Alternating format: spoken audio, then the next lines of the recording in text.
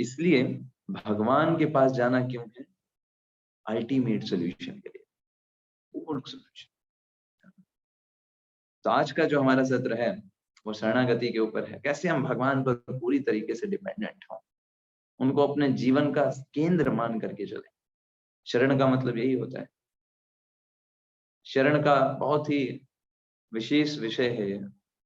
जब हम किसी की शरण लिया, मतलब क्या किया? शरण लेना मतलब totally dependent on that person.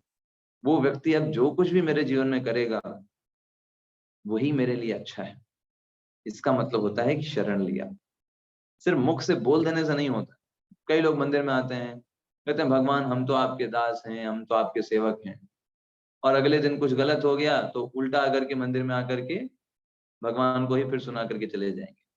कह रहे हमने तो आपके लिए इतना कुछ किया, आप मेरे जीवन में ऐसा कैसे कर सकते हो? तो मतलब क्या है? इसका मतलब सिर्फ दिखावटी शरण लिया था, सिर्फ दिखावटी शरण थी। शरण कब पता चलती है? विपरीत परिस्थितियां आने पर भी जब व्यक्ति के अंदर श्रद्धा बरकरार है।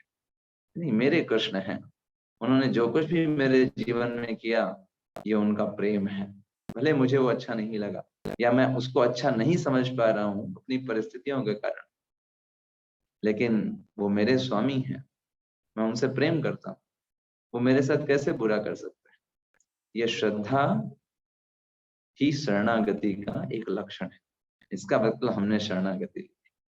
हमारे जीवन में जो भी परिस्थितियां हैं, विपरीत परिस्थितियां हैं, हम भक्ति कर रहे हैं, सब लोग विरोध कर रहे हैं, हमको भक्ति नहीं, हमारे बाधा ला रहे हैं हमारे जीवन में भक्ति करने के लिए। ले पाए जब आप इसको एक्सेप्ट कर पाए, ये भी भगवान कृष्ण ने ही दिया है।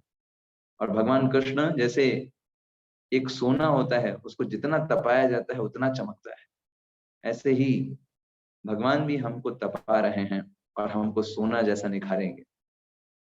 जो जीवन में पेन नहीं लेता, जिसको लगता है कि भक्ति हम कर रहे हैं तो हमारे जीवन में कोई तकलीफ नहीं होनी चाहिए, सब कुछ बढ़िया बढ़िया स्मूथली होना चाहिए, हमारे जीवन में तकलीफ क्यों आ रही है?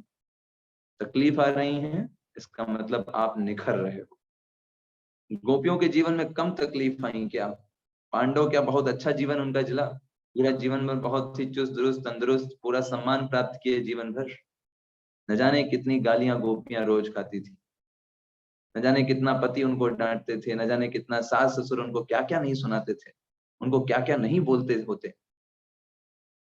लेकिन क्या गोपियों के प्रेम में कभी कोई कमी आई क्या? क्या गोपियों ने कभी कृष्ण से जाके शिकायत किया क्या कि हम आपकी भक्ति कर रहे हैं इसलिए हम हमारे साथ ऐसा हो रहा है? नहीं, कभी भी नहीं। नेवर। दैट इज शरणागति। पांडवों ने कभी कृष्ण से बोला कि अरे हम तो आपके इतने बड़े भक्त हैं, हमको देश से क्यों निकाल दिया गया, है ना? हम तो आपके इतने बड़े भक्त हैं, हमारी पत्नी को भरे समाज में इस तरीके से बेइज्जत क्यों किया गया? हम तो आपके भक्त हैं, हमको लाक्षागृह में मारने का प्रयास क्यों किया गया? हम तो आपके भक्त हैं, भीम को विष देने का प्रयास क्यों किया गया? हम तो आपकी भक्ति कर रहे हैं, हम तो आपकी भक्ति कर रहे हैं, हमारे पिताजी को क्यों मार दिया गया इतनी कम उम्र में? हम अनाथ हो गए, हमारी माता जो है वो विधवा हो गई, हम तो आपके भक्त हैं, हमारे जीवन में ये सब क्यों हाँ, कर रहे हैं आप? Never question, never. How can you question? Because they are devotees, unconditional devotees. They are not doing bhakti for gaining something from Krishna. They are doing bhakti to give to Krishna. That is Sharanagati.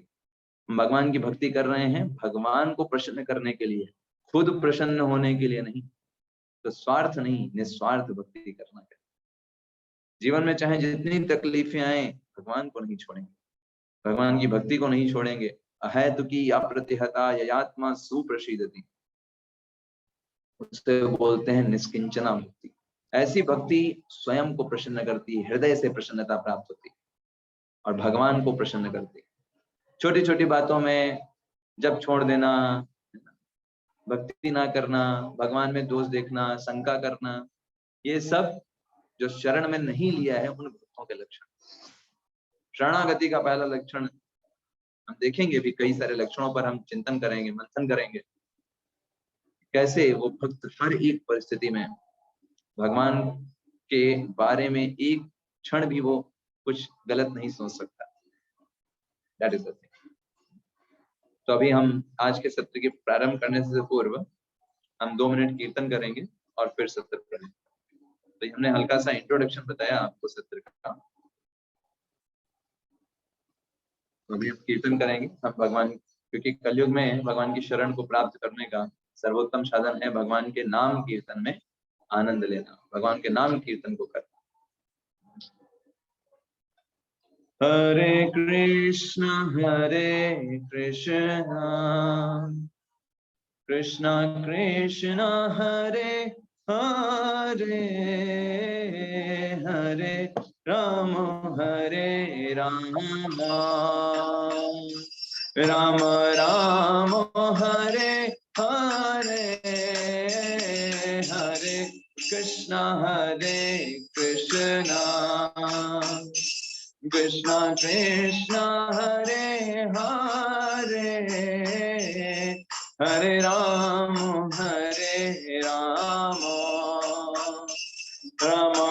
Hare Hare, हरे कृष्णा कृष्णा कृष्णा हरे हरे, हरे राम राम राम हरे हरे, हरे कृष्णा कृष्णा कृष्णा हरे हरे, हरे राम राम राम हरे हरे, हरे कृष्णा कृष्णा कृष्णा हरे हरे, हरे राम राम राम हरे हरे, हरे कृष्णा कृष्णा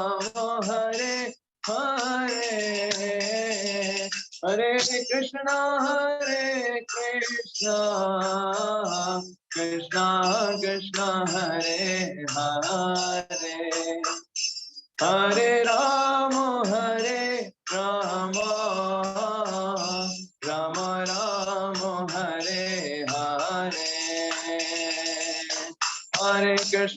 हरे कृष्णा कृष्णा कृष्णा हरे हरे, हरे राम राम राम हरे हरे, हरे कृष्णा कृष्णा कृष्णा हरे हरे, हरे राम राम राम हरे हरे, हरे कृष्णा कृष्णा कृष्णा हरे हरे, हरे राम राम राम हरे हरे, हरे कृष्णा कृष्णा कृष्णा हरे हरे, हरे राम राम राम हरे हरे, हरे कृष्णा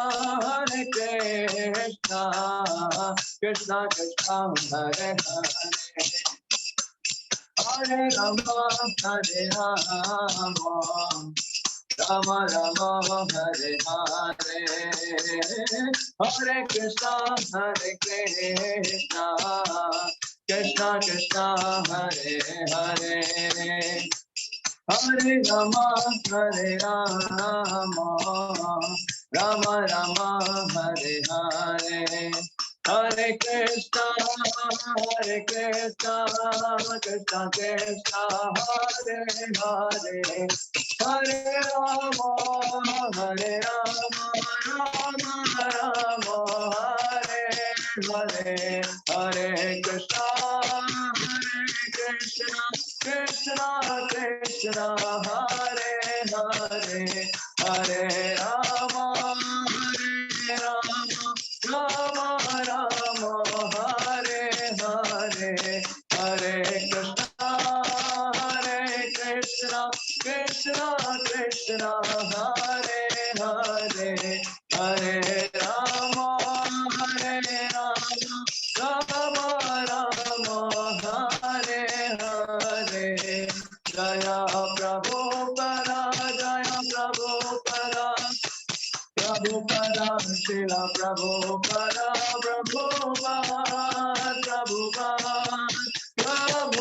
जय श्रील प्रभुपाद। युग धर्म हरिनाम संकीर्तन की जय। निताय गौर प्रेमानंदे हरि हरि बोल।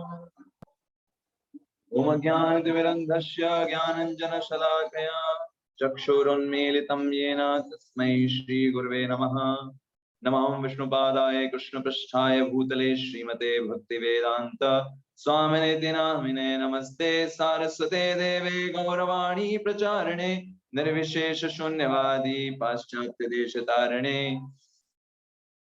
जय श्री कृष्ण चैतन्य प्रभु नित्यानंद श्री अद्वैत गदाधर श्रीवासादि गौर भक्त वृंद। हरे कृष्ण कृष्ण कृष्ण हरे हरे, हरे राम राम राम हरे हरे।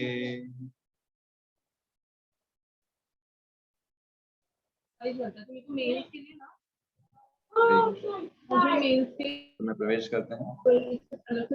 हरे कृष्णा प्रभु जी। हरे कृष्ण। हरे कृष्ण प्रभु जी। हरे हरे कृष्ण प्रभु जी। हरे कृष्ण प्रभु जी। हरे कृष्ण प्रभु जी। हरे कृष्ण। हरे कृष्ण। हरे कृष्ण। हरे कृष्ण। हरे कृष्ण प्रभु जी। तो हम अभी आज सत्र में डिस्कस करेंगे सर्वप्रथम भगवत गीता का 18वां अध्याय का 66वां। अगर आपके पास भगवत गीता है तो आप 18वें अध्याय का 66वां श्लोक ओपन कर सकते हैं। इस श्लोक को भगवत गीता का सार भी बताया जाता है। पूरी भगवत गीता में अगर आपको बोला जाए कि क्या भगवत गीता का लक्ष्य है, कोई एक ऐसा श्लोक बताइए जिसमें आप पूरी भगवत गीता को एक श्लोक में पिरो सकें। ऐसा कोई श्लोक आप जानते हो तो आप निसंकोच बता सकते हो कि वो श्लोक जो है 18वें अध्याय का 66वां श्लोक। तो इसलिए ये श्लोक हमको क्या बताता है, आइए देखते हैं।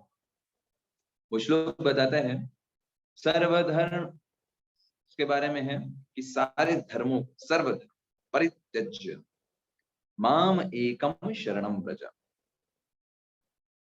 अहम त्वाम सर्व पापेभ्यो मोक्षयिष्यामि मा शुचः। बहुत ही ज्यादा हमारे लिए एक तरीके से प्रेरणादायक ये श्लोक है। समस्त प्रकार के धर्मों का त्याग करके मेरी एकमात्र मेरी शरण ग्रहण करो। भगवान कहते हैं सर्वधर्मान् परित्यज्य माम एकम शरणम व्रज। भगवान ने 2 बार बोला, पहले मेरी फिर एकम शब्द भी यूज किया, एकमात्र मेरी। 10 जगह दिमाग नहीं लगाओ, एकमात्र मेरी शरण में आओ। माम एकम शरणम व्रज। अच्छा, तो कोई व्यक्ति बोल सकता है नहीं भाई हम तो बहुत देवी देवताओं के मंदिर जाते हैं, बहुत प्रणाम करते हैं उनको, तो वो लोग बुरा मान जाएंगे, पाप लगेगा। हाँ, कहते हैं अहम त्वाम सर्व पापेभ्यो। जितना पाप है अगर तुम सोचते हो, पहली बात तो ऐसा कुछ है नहीं। इवन इन सारे धर्मों को छोड़ करके तुम्हें लगता है कि पाप लगेगा, तो मैं उसकी गारंटी लेता हूँ। अहम त्वाम सर्व पापेभ्यो मोक्षयिष्यामि, सब मुक्त कर दूंगा। माँ शुचः, माँ का मतलब नहीं, शुचः का मतलब शोक करने की कोई बात नहीं। ये मत सोचो कभी कि हमने बहुत पाप कर लिए हैं तो हम भगवान की शरण में कैसे जा सकते हैं। कोई दिक्कत नहीं। जिस क्षण आपने सोच लिया मुझे भगवान की शरण लेनी है, इसका मतलब आप बिल्कुल तैयार हैं। आपको इसके लिए कोई योग्यता की जरूरत नहीं। कोई भी व्यक्ति भगवान की शरण ले सकता है। तो ये चीज है भगवान बोलते हैं। इसी के तात्पर्य में आप अगर आप देखेंगे भगवत गीता में, भगवत गीता यथारूप में प्रभुपाद जी तात्पर्य में बताते हैं कि शरणागति का मतलब क्या है।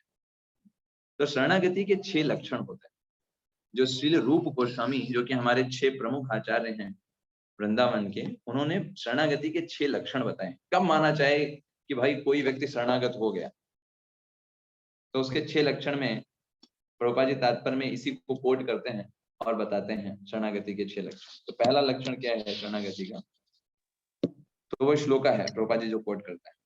आनुकूलस्य संकल्प, जिसके पास भगवत गीता है वो देख सकते हैं तात्पर्य। आनुकूलस्य संकल्प प्रतिकूलस्य वर्जनम। रक्षसे इति विश्वासो गोतप्तम वर्णम तथा। और आगे भी बताते हैं 2 और लक्षण। सबसे पहले हम एक एक लक्षण पे चलेंगे। सबसे पहला लक्षण शरणागति हमने विकसित की है, इसका सबसे पहला लक्षण है अनुकूलस्य संकल्प। मतलब जो भी चीज हमारी भक्ति के लिए अनुकूल है, मुझे भगवान की तरफ बढ़ा रही है, मुझे प्रेरित कर रही है, भगवान के प्रति मेरे प्रेम को डेवलप कर रही है, ऐसी जो भी चीजें हैं जो अनुकूल है मेरी भक्ति के लिए, संकल्प अनुकूलस्य संकल्प, मैं उसे करना ही करना है, चाहे कुछ हो जाए। अनुकूलस्य संकल्प, संकल्प का मतलब डिटर्मिनेशन, करना ही करना है, उनके बिना नहीं रह सकते। जैसे श्वास के बिना नहीं रह सकते, पानी के बिना नहीं रह सकते, खाना खाए बिना नहीं रह सकते, ऐसे ही जो चीजें मुझे भक्ति में आगे बढ़ा रही हैं उनको मैं नहीं छोड़ूंगा। ये संकल्प, ये शरणागति का पहला लक्षण। कोई व्यक्ति जाकर के भगवान के सामने बोल दिया भगवान हम आपकी शरण में आपके दास हैं, तो चेक करना है पहले ये 6 चीजें कर रहे हैं क्या। पहला अनुकूलस्य संकल्प, जो भगवान के लिए अनुकूल चीजें हैं। हम सुबह जैसे सुबह उठना भक्ति के लिए अनुकूल है या प्रतिकूल है? अनुकूल है। अनुकूल। तो जो शरण लेगा लिया है वो उठेगा, वो उठेगा चाहे भले कष्ट उसको तकलीफ हो, लेकिन उसने शरण लिया है, भक्ति के लिए अनुकूल है, वो करेगा। तो जो अनुकूल है उसमें संकल्प। कितने सारे लोग है ना, कितना कितना भौतिक जगत में करते हैं, धन को प्राप्त करने के लिए, मिथ्या मान को प्राप्त करने के लिए, क्या क्या नहीं करते इस संसार के लोग। आप देखिए फिल्मी एक्टर्स और एक्ट्रेसेस को क्या क्या नहीं करते। वो एक सामान्य है ना, उनको क्या कहा जाए, हर एक गर्हित से गर्हित कार्य भी होता है वो करने को तैयार है, सिंपल इस भौतिक जगत के तुच्छ लोगों की वाहवाही को प्राप्त करने के लिए। कुछ थोड़े अधिक पैसे कमाने के लिए वो हर एक कार्य करने को तैयार है। भगवान की अनुकूलता के लिए, भक्ति में आगे बढ़ने के लिए जो चीजें हमको मदद करती हैं उनके लिए डिटर्मिनेशन रखना, उनके लिए एकदम जैसे सुबह उठना है वाले इंपॉर्टेंट है, हमारी भक्ति के लिए अनुकूल है तो उठेंगे। प्रत्येक दिन जप करना हमारी भक्ति के लिए बहुत अनुकूल है तो उसे प्रत्येक दिन निष्ठा पूर्वक करेंगे। तो इस अनुकूलता के अंदर 6 चीजें आती। एक तो शरणागति के अंदर 6 चीजें, उसमें से पहली चीज है अनुकूल रूप से भगवान की सेवा करना। और अनुकूल रूप से भगवान की सेवा करने में 6 चीजें आती। कब माना जाता है कि अनुकूल? तो उसके लिए ही एक श्लोक आता है, उत्साहात निश्चयात धैर्यात तत्तत् कर्म प्रवर्तनात्। हम पहला कार्य है अनुकूलता क्या है? उत्साह बनाए रखना, प्रत्येक परिस्थिति में उत्साह। चाहे जितना भी लोग बोले, चाहे जितना भी कोई बाधा आ जाए, उत्साह एकदम हाई होना चाहिए। अगर उत्साह रहेगा हम बहुत अच्छे से भक्ति कर सकते हैं। उत्साह नहीं है, जैसे मतलब उत्साह नहीं का मतलब क्या है, अब मैसेज आ गया कि भाई क्लास है, ठीक है कर लेते हैं क्लास, हर संडे तो होती है। पिछले भी संडे प्रभु जी बोल के गए थे, इस संडे भी बोल देंगे, कुछ ना कुछ सुन लेंगे, ठीक है। ठीक है, उत्साह नहीं। उत्साह का मतलब क्या है कि उस दिन संडे को सुबह से ही एक हमारे अंदर उत्साह हो कि आज शाम को भगवत गीता के बारे में सुनेंगे, क्लास होगा, भगवत गीता पे क्विज आएगी, पढ़ने का मौका मिलेगा, है ना, सुबह जप करेंगे अच्छे से, एक उत्साह अंदर, ये हमारी भक्ति के लिए बहुत अनुकूल है। उत्साह से बहुत सारे कार्य आसान हो जाते हैं। नहीं है उत्साह तो क्या करें? जबरदस्ती उत्साहित रहिए, जबरदस्ती उत्साहित रहिए कि मुझे भगवत गीता पढ़ना है, नहीं मन कर रहा है फिर भी हमें जबरदस्ती अपने आप उत्साह लाना चाहिए, मुझे भगवत गीता पढ़ना है, और जबरदस्ती लाएंगे एक दिन जेन्युइन आ जाएगा। एक्टिंग करिए उत्साह में, एक्टिंग करते करते एक दिन वो जेन्युइन हो जाएगा। जब करने से पहले जा रहे हैं उत्साह के साथ जाइए।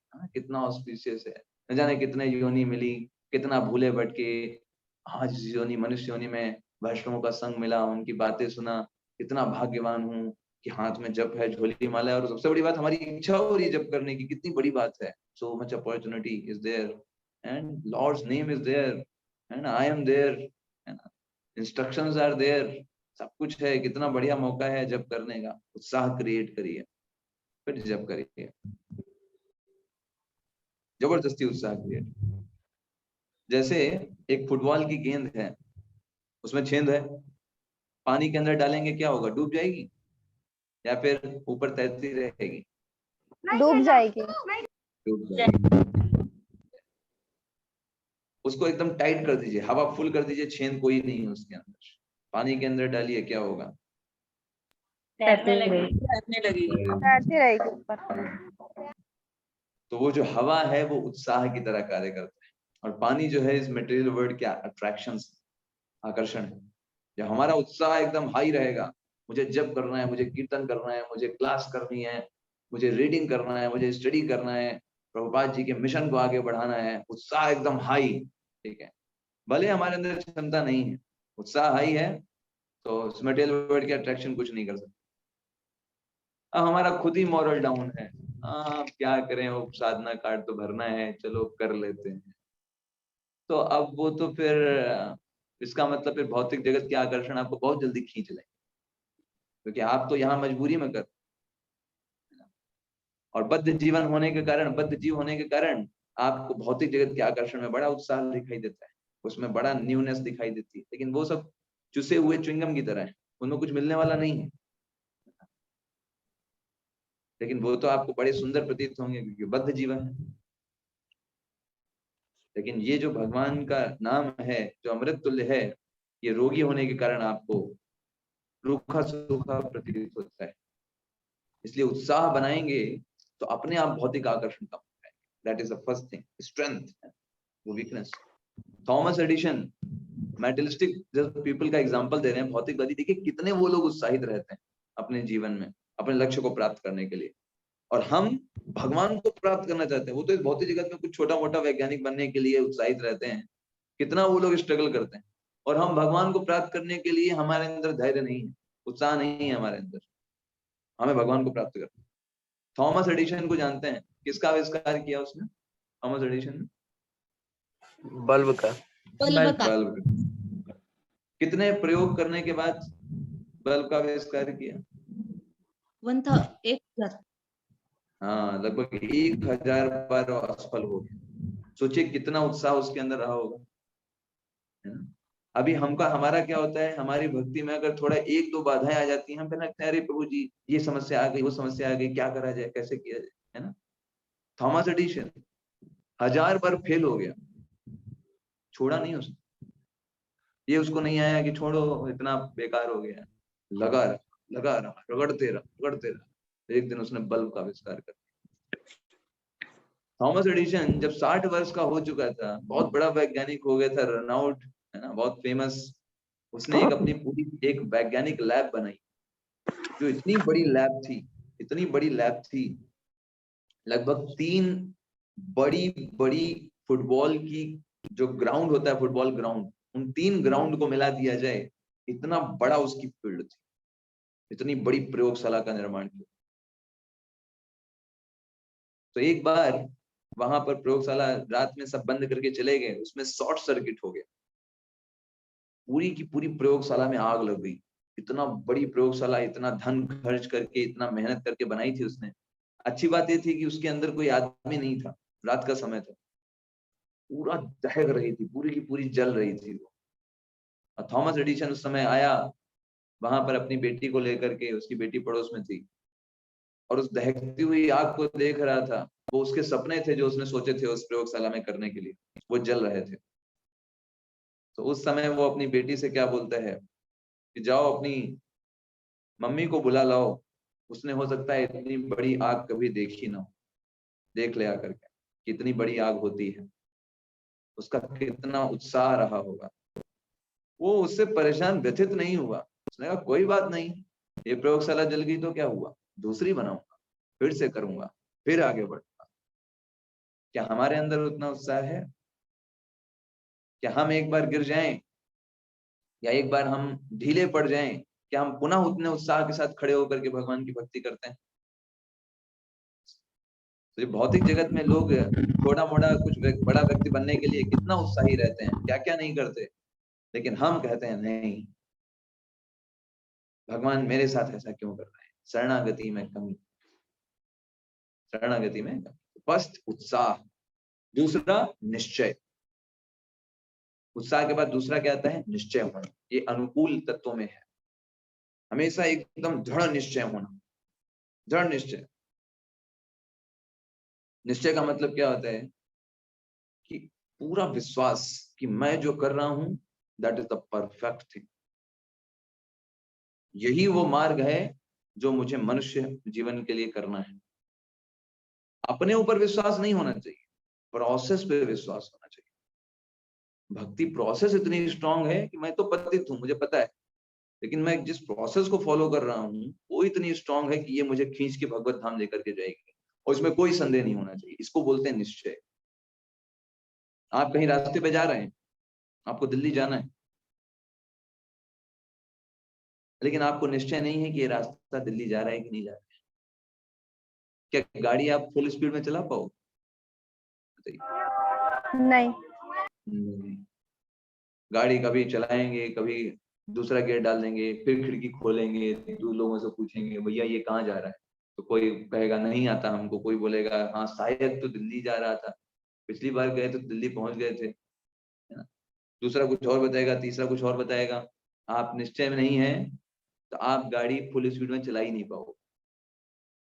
ऐसे ही जिन लोगों में निश्चय नहीं होता है कि अरे ये हरे कृष्ण महामंत्र कर तो रहे हैं, कुछ फायदा वायदा है कि नहीं इसका, क्या सही में भगवत धाम दिला देगा, क्या भगवान से प्रेम हो जाएगा क्या हरे कृष्ण महामंत्र से? थोड़ा काली जी का भी मंत्र कर लेते हैं, थोड़ा गणेश जी को भी लड्डू फूल चढ़ा देते हैं, निश्चय नहीं है।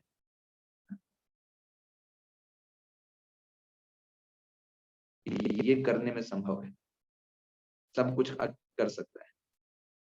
तो क्या होगा, गाड़ी तो चलेगी लेकिन रुक रुक करके चलेगी। जहां एक दिन में पहुंचना है वहां 1 साल लगेगा। एक बार मान लीजिए उस व्यक्ति को क्लियर है यही तो रास्ता है दिल्ली जाने का, कुछ पूछने की जरूरत नहीं, खिड़की बंद रखेगा, फुल स्पीड, शर्म सीधे गया। ऐसे ही जब व्यक्ति के अंदर दृढ़ निश्चय हो जाता है, श्रद्धा शब्द विश्वास कहे सुदृढ़ निश्चय, कृष्ण भक्ति कैले सर्व कर्म कृत हया। मैं अगर भगवान कृष्ण की भक्ति कर रहा हूं, सब कुछ हो रहा है। I don't have to do anything else.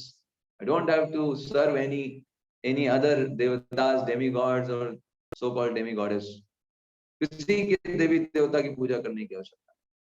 I'm serving Krishna, that's all. जड़ में पानी डाल दिया, कोई शाखा पत्ती करने की जरूरत नहीं। ये हृदय में भाव, मैं जड़ में पानी दे रहा हूँ, जड़ में पानी दे रहा हूँ, अपने आप हर जगह जाएगा। पेट में खाना पहुंचा रहा हूं, वो सारे अंगों में अपने आप जाएगा।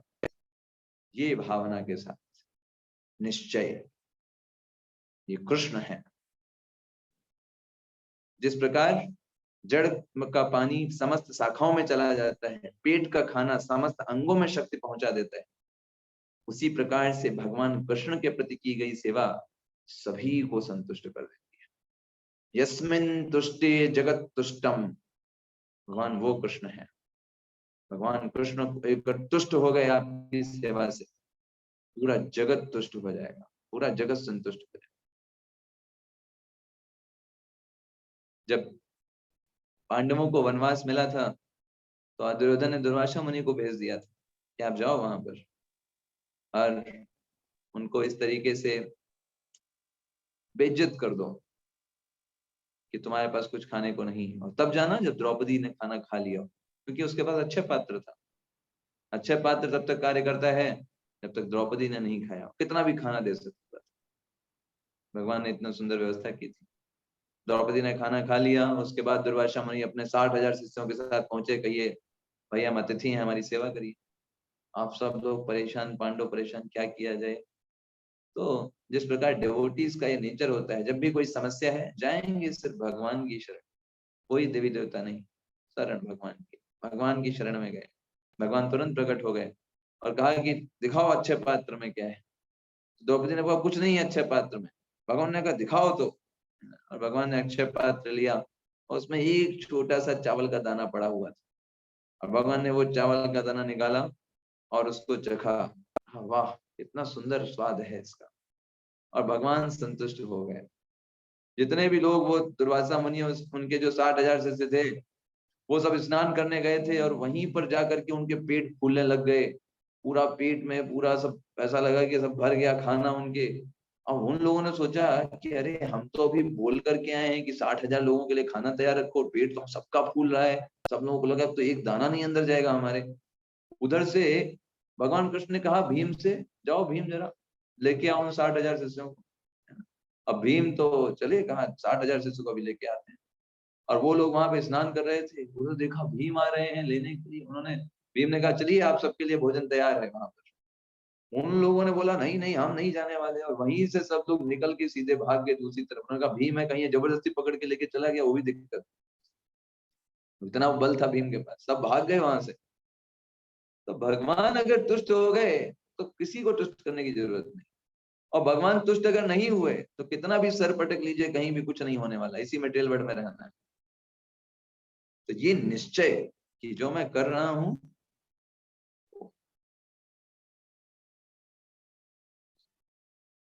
ये निश्चय बहुत इंपॉर्टेंट है हमारे भक्ति में। That is the second thing, निश्चय।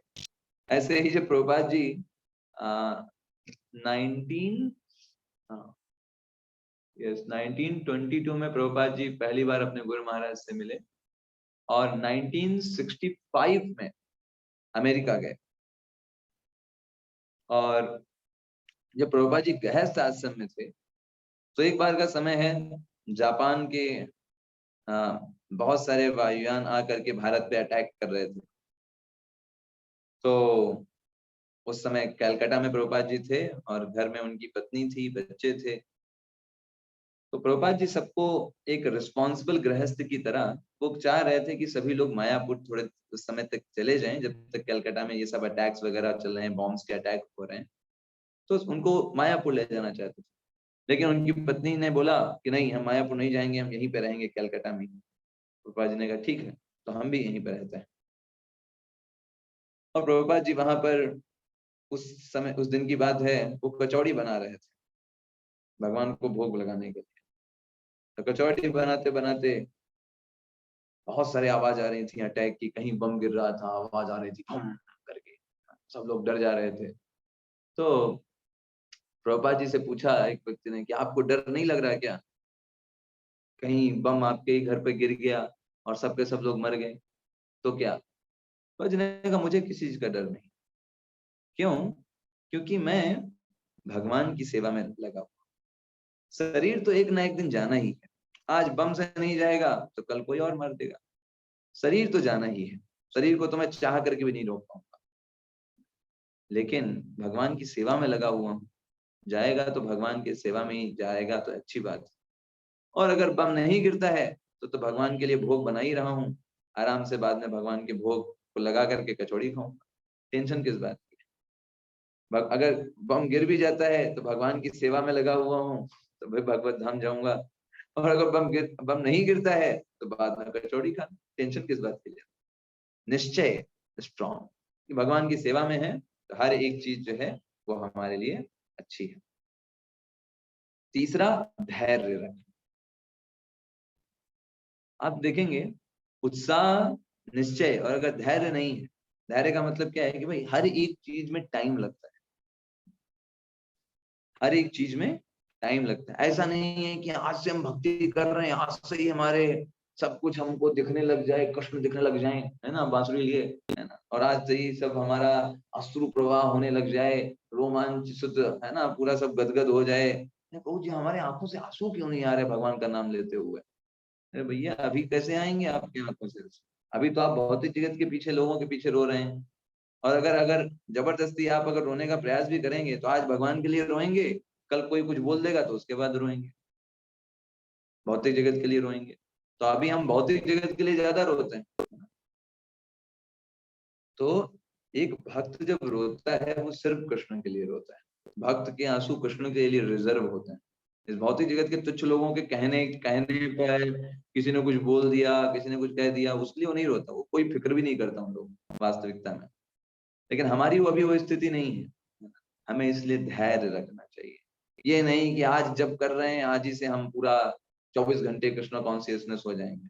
नहीं, इट इज प्रैक्टिस।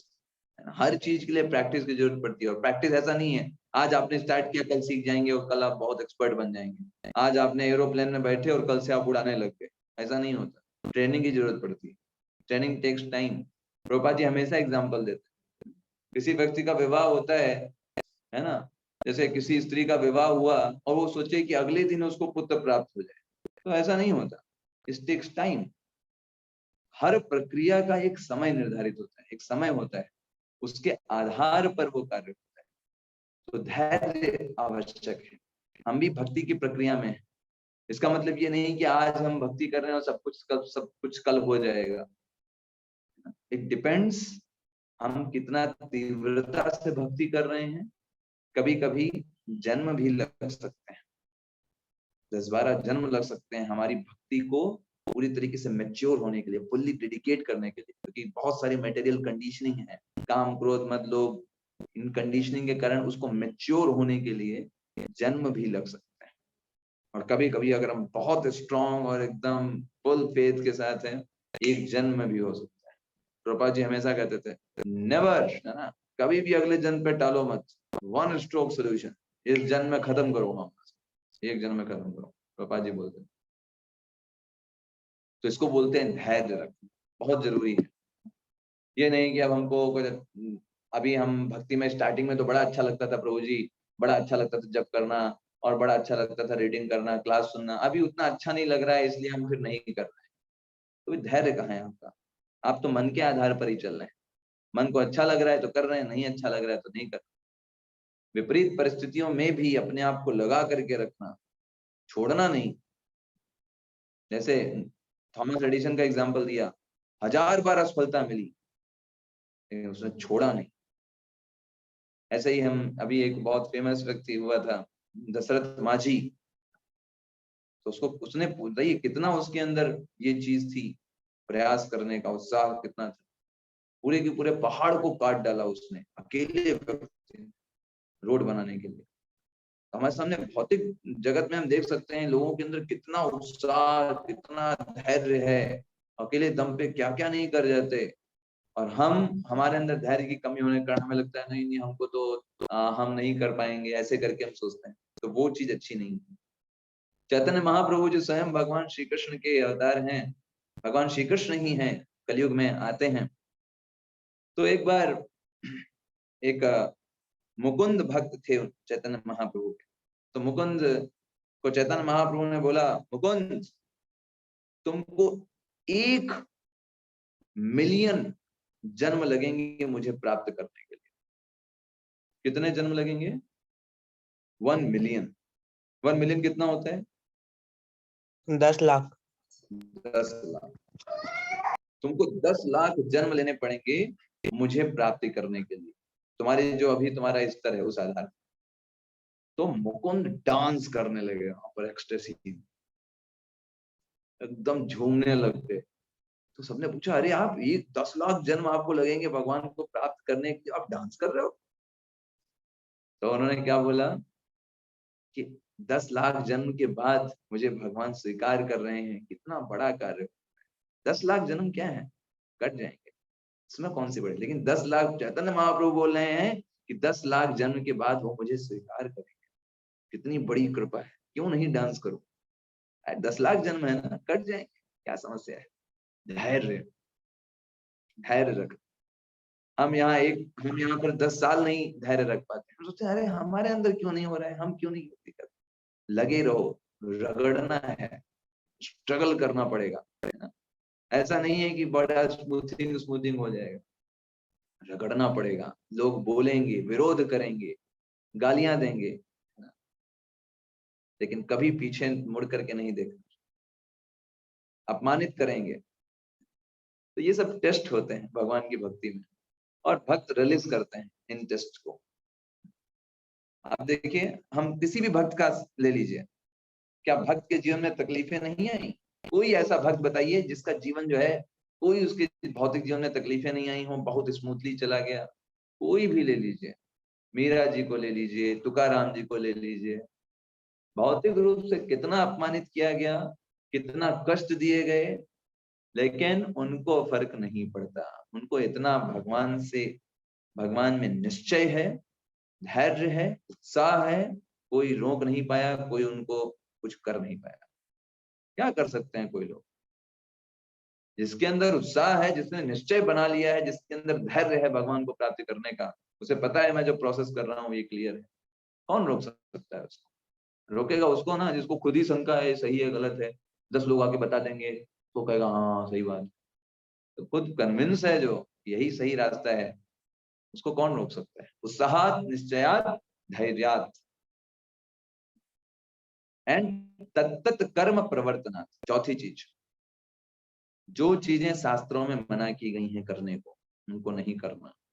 जो शास्त्र में बताया गया है उनको करना। ABCD: A फॉर एसोसिएशन, भक्तों का संग करना। B for book reading, book reading करना, प्रभुपाद जी की बुक्स को पढ़ना। C फॉर चैंटिंग, चैंटिंग करना। D फॉर डाइट, भगवान के प्रसाद को खाना। डांसिंग, भगवान के सामने नृत्य करना। E फॉर एंगेजमेंट, भगवान की सेवाओं में अपनी क्षमता के अनुसार हमेशा अपने को व्यस्त रखना। हम भगवान राम के राम सेतु बनाने के लिए गिलहरी की तरह हो सकते हैं। भगवान ये नहीं देखने वाले गिलहरी ने कितना उठाया और हनुमान जी ने कितना उठाया, वो ये देखेंगे कि कितना हमें समर्थता थी और कितना हमने दिया। यही भगवान में और भौतिक जगत के लोगों में अंतर है। भौतिक जगत के लोग देखते हैं कितना सेवा किया, अच्छा इतना लोगों को किया गया, उतना लोगों को किया गया, इतना बड़ा काम किया गया। भगवान ये बड़ा छोटा नहीं देखते। भगवान हमारी क्षमता के अनुसार हमारे पास 100% टाइम था, हमने कितना परसेंट टाइम भगवान को दिया। देखिए बाकी समय में बिजी थे, हम पढ़ाई कर रहे थे, हमारा वो समय था, ये समय था। जब खाली समय था उस समय हमने क्या किया? भगवान के लिए भगवत गीता पढ़ी, या फिर हम अपना फेसबुक व्हाट्सएप इन सब में बिजी थे? भगवान उस खाली समय को देखे। भगवान नहीं देखेंगे कि आप जॉब कर रहे थे तो वहां तो आप जाहिर सी बात है आप नहीं कर सकते, आपको उसमें टाइम देना ही पड़ेगा। पढ़ाई कर रहे थे आप नहीं कर सकते। जब आपके पास खाली समय था, रिजर्व समय था, आप उसमें भगवान का नाम जप कर सकते थे, लेकिन आपने उसमें प्रायोरिटी नहीं रखी। आपने उस समय व्हाट्सएप चलाना, फेसबुक चलाना, इन सबको प्रायोरिटी। भगवान उस चीज को देखे। तो भगवान इस तरीके से आकलन करता है, तत्त कर्म प्रवर्तन। और 4 चीजों को नहीं करना। 4 चीजें समझना चाहिए कि आध्यात्मिक रूप से आत्महत्या करने के समान। कोई भी व्यक्ति जो आध्यात्मिक रूप से आगे बढ़ना चाहता है, वो अगर 4 चीजें करता है जो अभी हम बताने वाले हैं, वो उसके लिए आत्महत्या के समान। आध्यात्मिक रूप से वो आत्महत्या करता है, कुछ नहीं कर पाएगा आध्यात्मिक रूप से। तो इसको बोलते हैं gimme, GIMI। G for gambling, किसी भी प्रकार से आप किसी भी जुआ खेलने में, जुए से, सट्टेबाजी से जुड़े हुए हैं, ये आपको आध्यात्मिक रूप से आपको आगे नहीं बढ़ने देगा। कितना भी अब पीछे घसीटेगा, क्योंकि आपका मन स्थिर नहीं रह पाएगा जुए से। ऐसे I फॉर हम जानते हैं इंटॉक्सिकेशन, किसी भी प्रकार का नशा करना, छोटे से छोटा नशा है ना। आजकल आदमी चाय के आदी हो जाता है, तो चाय भी नशा है एक प्रकार का। सुबह उठते ही चाय चाहिए, नशा बना लिया है। वो नहीं मिलेगा तो जी नहीं सकते। क्या है? यही तो नशा है। ऑलरेडी इस शरीर को इतने नशे लगे हुए हैं, उसमें एक जबरदस्ती ऐड करने की क्या जरूरत है? खाना रोज खाते हैं, नशा ही तो है एक तरीके का, लेकिन उसको हम छोड़ नहीं सकते। खाना शरीर को चाहिए, लेकिन उसमें जबरदस्ती और नशे क्यों ऐड करना? क्यों ऐसी लत ऐड करना कि हम डिपेंडेंट हो जाएं, उसके सहारे हमको जीना पड़े, वो ना मिले तो हम खिन्न रहें, पूरा दिन खराब हो हमारा। इतना टाइम हमारे पास नहीं। दैट इज नशा। M फॉर मीट ईटिंग, दूसरे पशुओं को मार करके खाना, अपने जीव के स्वाद के लिए उनकी हत्या कर देना। तो जब जीव में आप भगवान का दर्शन करते हो, उस जीव को आप मार करके अपनी जीव की तुष्टि कर रहे हो, आप आध्यात्मिक रूप से कैसे प्रगत हो सकते? And last but not least, illicit sex, अवैध संबंध रखना, पर स्त्री पर पुरुष को गलत दृष्टि से देखना, एवं मानसिक स्थिति से भी आध्यात्मिक रूप से आत्महत्या करने के समान, कुछ प्रगति नहीं कर सकते आप। तो ये 4 चीजें ये हमको रोकती हैं। तत् कर्म प्रवर्तनात् का मतलब जो हमको नियम बताए गए हैं शास्त्रों में फॉलो करने के लिए, उनको फॉलो करना, आचार्यों ने हमको बताया उनको फॉलो करना, वो है तत् कर्म प्रवर्तन। और फिर अगला है संग त्यागात। जो लोग हमको भौतिक जगत में बांध करके रख रहे हैं या इस जगत के प्रति हमको खींच रहे हैं, ऐसे लोगों से अपने आप की दूरी बना करके रख, ये संग त्यागात के अंतर्गत आता है। बहुत अच्छे फ्रेंड हो सकते हैं हमारे, वेरी नाइस फ्रेंड, हम लोग बचपन के फ्रेंड हैं, तो क्या व्हाट, बचपन का फ्रेंड है तो आपको कुएं में कूदने को बोल देगा, आप कूद जाओगे? हो सकता है हमारे बचपन का फ्रेंड हो सकता है हमारा फैमिली मेंबर हो, बट अगर वो हमें भक्ति में मदद नहीं कर रहा है तो संग नहीं करेंगे। संग का मतलब क्या है? जो एक होता है ना, हृदय से हृदय ट्रांसफरिंग, बातें शेयर करना, हृदय की बातें बताना, ये सब उनके साथ नहीं करेंगे। मित्र मेरा बहुत अच्छा हो सकता है, लेकिन अगर वो भगवान की बातों, भगवान की तरफ हमें इनकरेज नहीं कर रहा है, भगवान की तरफ हमको, हम भक्ति की बातें नहीं कर रहा है, उल्टा हमें डिमोटिवेट करता है। तुलसीदास जी विनय पत्रिका में लिखते हैं, जाके प्रियान राम वैदेही, जिन लोगों को भगवान श्री राम और वैदेही प्रिय नहीं है, तजहू ताहि कोटि बैरी सम, उनको करोड़ों दुश्मनों के समान मान करके उनका त्याग कर देना चाहिए। यद्यपि परम स्नेही, बहुत प्रिय हैं आपके, लेकिन क्या करेंगे उनकी प्रियता का, जो आपको भगवान के करीब नहीं लेकर के जा रहे। तो त्यागने का मतलब ये नहीं है कि उनको एकदम छोड़ दिया और एकदम घर छोड़ करके भाग गए, वो त्यागने का नहीं कह रहे।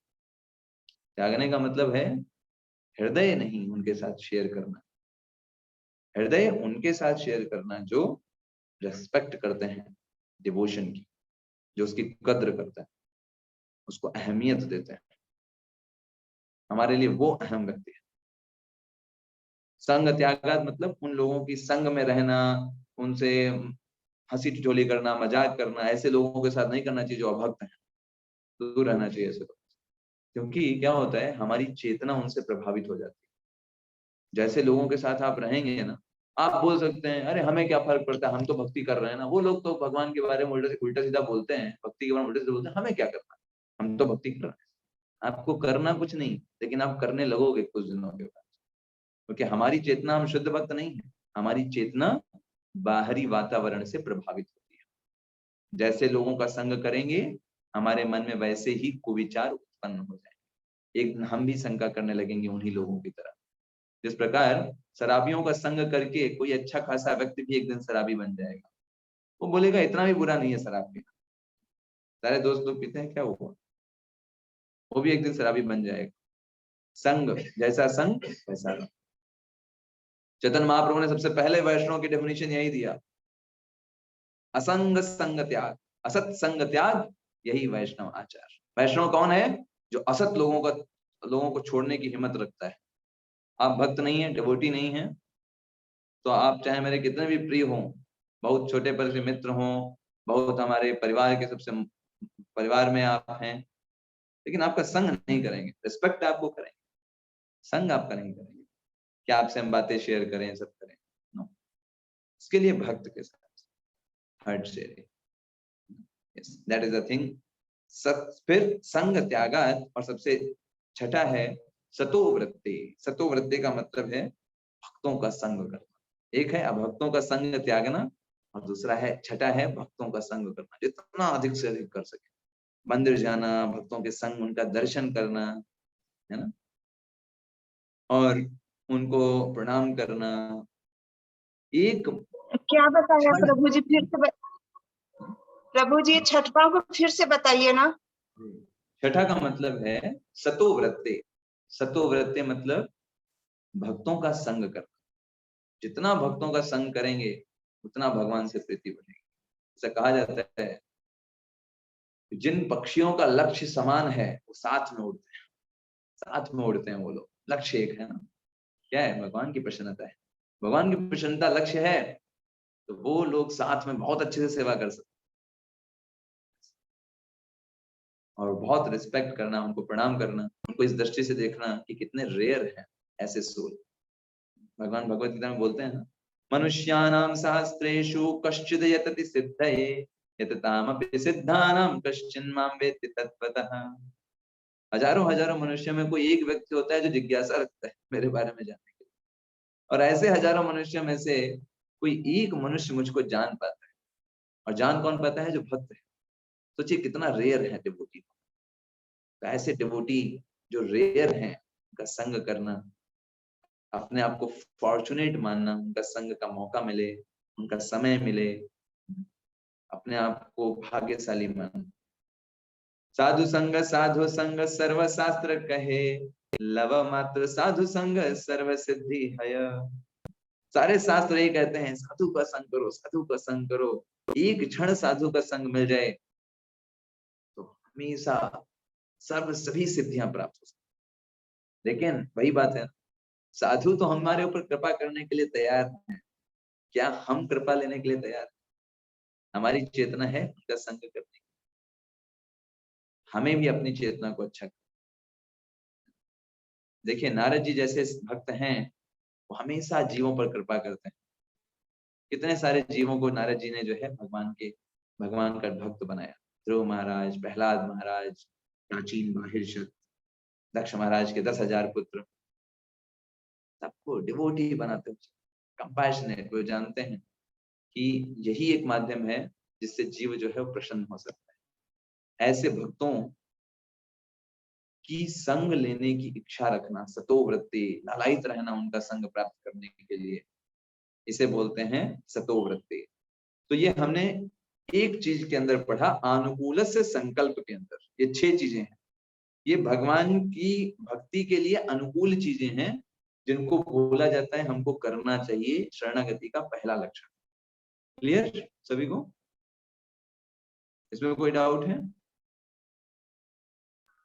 क्लियर है प्रभु जी। ठीक है प्रभु जी।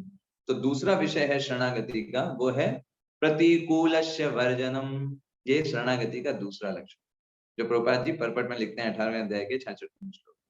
अनुकूलस्य संकल्प प्रतिकूलस्य वर्जनम। अच्छा अथर राव प्रभु जी पूछ रहे हैं GIMI का फुल फॉर्म बता दीजिए। G for gambling, I for intoxication, M for meat eating and I for illicit sex. ये 4 इसका फुल फॉर्म। तो प्रतिकूलस्य वर्जनम का मतलब है जो चीज भक्ति के लिए अनुकूल नहीं है हमको लेकिन बहुत प्रिय है, उसको छोड़ देना चाहिए। तो इसमें भी 6 चीजें हैं जो हमको छोड़नी है, हमारी भक्ति के लिए अनुकूल नहीं है। रूप गोस्वामी बताते हैं। पहला क्या है? अत्याहार, बहुत अधिक भोजन करना भक्ति के लिए अनुकूल है? बताइए। दबा के खा लिया रात में, नहीं है। पेट भर करके, है ना? मटर पनीर और छोला पनीर बना हुआ था, निपटा दिया पकड़ के दबा करके, क्या होगा? क्या होगा फिर जब करने बैठ रहे हैं या गीता पढ़ने बैठ रहे हैं, क्या नींद ज्यादा आएगी, पेट खराब होएगा। नींद आएगी इस समय। हाँ, फिर पढ़ करके वहां पढ़ेंगे कि सोएंगे? मन भी नहीं अत्याहार भक्ति के लिए अनुकूल नहीं है। रात्रि में तो विशेष तौर पर हमको बहुत कम खाना चाहिए। विशेष तौर पर अगर हमको सुबह अच्छे से उठना है, अच्छे से सुबह जप करना है, रात्रि में सबसे आइडियल स्टैंडर्ड क्या है? सूर्यास्त के पहले ही हमको खाना खा लेना चाहिए, आइडियल। सूर्यास्त हुआ उसके बाद फिर पाचन नहीं होता अच्छे से। सूर्य जब है उसी समय हमारा भोजन हो जाना चाहिए। रात्रि में अगर कुछ भूख लगती है तो लिक्विड ही लेना है, जो कुछ लेना है लिक्विड, कुछ भी ठोस नहीं। तो हमारे मंदिरों में, इस्कॉन टेम्पल्स में डिनर कितने बजे होता है? 5 बजे। ठीक है, डिनर का टाइम क्या है? 5 बजे। शाम को 5 बजे डिनर, कितना बजे? 5 बजे अगर मिस किया तो गया है ना। 5 बजे डिनर होता है। फिर रात में फिर हम 1 गिलास दूध लेते हैं और फिर सो जाते हैं। क्यों? ताकि सुबह हम अच्छे से भगवान के नामों का जप कर सकें। और रात में भी जो 5 बजे भी डिनर लेते हैं उसमें भी ठोस चीजें ज्यादा नहीं लेते, लिक्विड ज्यादा, दाल चावल, ताकि अच्छे से उसको रात्रि में, क्योंकि रात्रि में हम एक्टिव नहीं रहते तो इसलिए वो पाचन अच्छे से नहीं हो पाता रात्रि के समय। तो ये स्टैंडर्ड है। लेकिन फिर भी हम अगर उतना नहीं कर सकते तो हम जितना इस तरह से करें, हम अत्याहार ना करें। शास्त्र हमको बताते हैं हमको भोजन कितना करना चाहिए। मान लीजिए आपको 100% भूख लगी है, आप 50% भोजन करिए, 25% पानी पीजिए और 25% हवा के लिए रखिए। ये हमारा शरीर का सही स्टैंडर्ड। 50% भोजन, 25% पानी और 25% हवा के लिए, तब वो जो भोजन होगा वो बहुत अच्छे से पचेगा। अत्याहार का एक दूसरा मीनिंग होता है, वो होता है बहुत ज्यादा भौतिक चीजों का संकलन करो। ये भी अत्याहार के अंतर्गत। एक घर बना हुआ है, अच्छे से रह रहे हैं, फिर भी दूसरा घर खरीदना है। क्यों भाई? किसके लिए? लालच, अत्याहार, और ज्यादा संग्रह करने की इच्छा। 10 जोड़ी कपड़े हैं, अच्छे से वहां सब कुछ हो सकता है, ऑफिस जाने के लिए सब हैं, 10 वैरायटी के हैं, और नए कपड़े खरीदने हैं। क्यों भाई? क्या जरूरत है? अत्याहार, आवश्यकता से अधिक संग्रह करने की इच्छा, ग्रीड। जरूरत नहीं है उतनी, लेकिन फिर भी ग्रीड है, मुझे खाना है, मुझे पीना है। हमारा उतने में 50% खा लेंगे, अच्छे से हो जाएगा, लेकिन नहीं, और खाना है और हमको पीना है। खा नहीं पाएंगे, प्लेट में ले लेंगे, अत्याहार, फिर फेंकना पड़ेगा।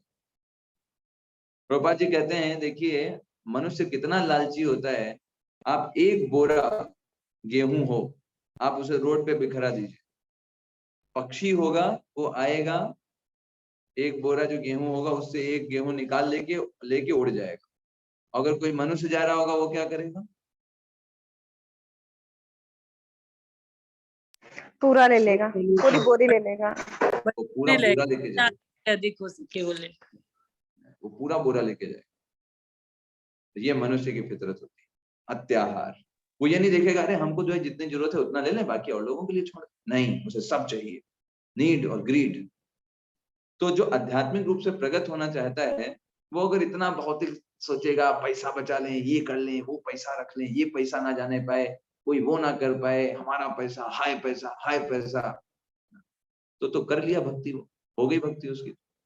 पूरी की पूरी चेतना निवेशित है, पैसा, घर, बंगला, गाड़ी, कहाँ से भक्ति करेगा?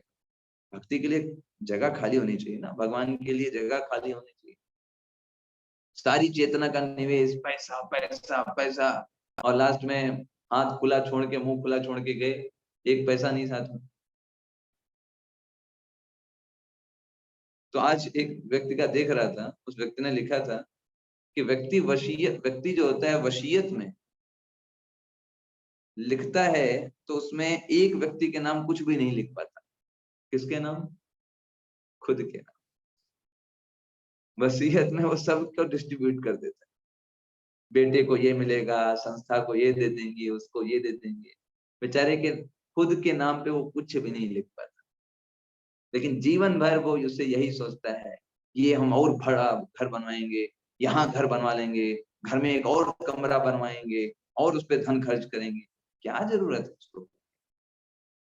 जितना है उसमें खुश रहिए, भगवान की सेवा पर ध्यान दीजिए, भगवान के लिए उसको प्रयास करिए, उसको लगाने के लिए, तब आपको कुछ मदद कर सकता है वो आध्यात्मिक रूप से।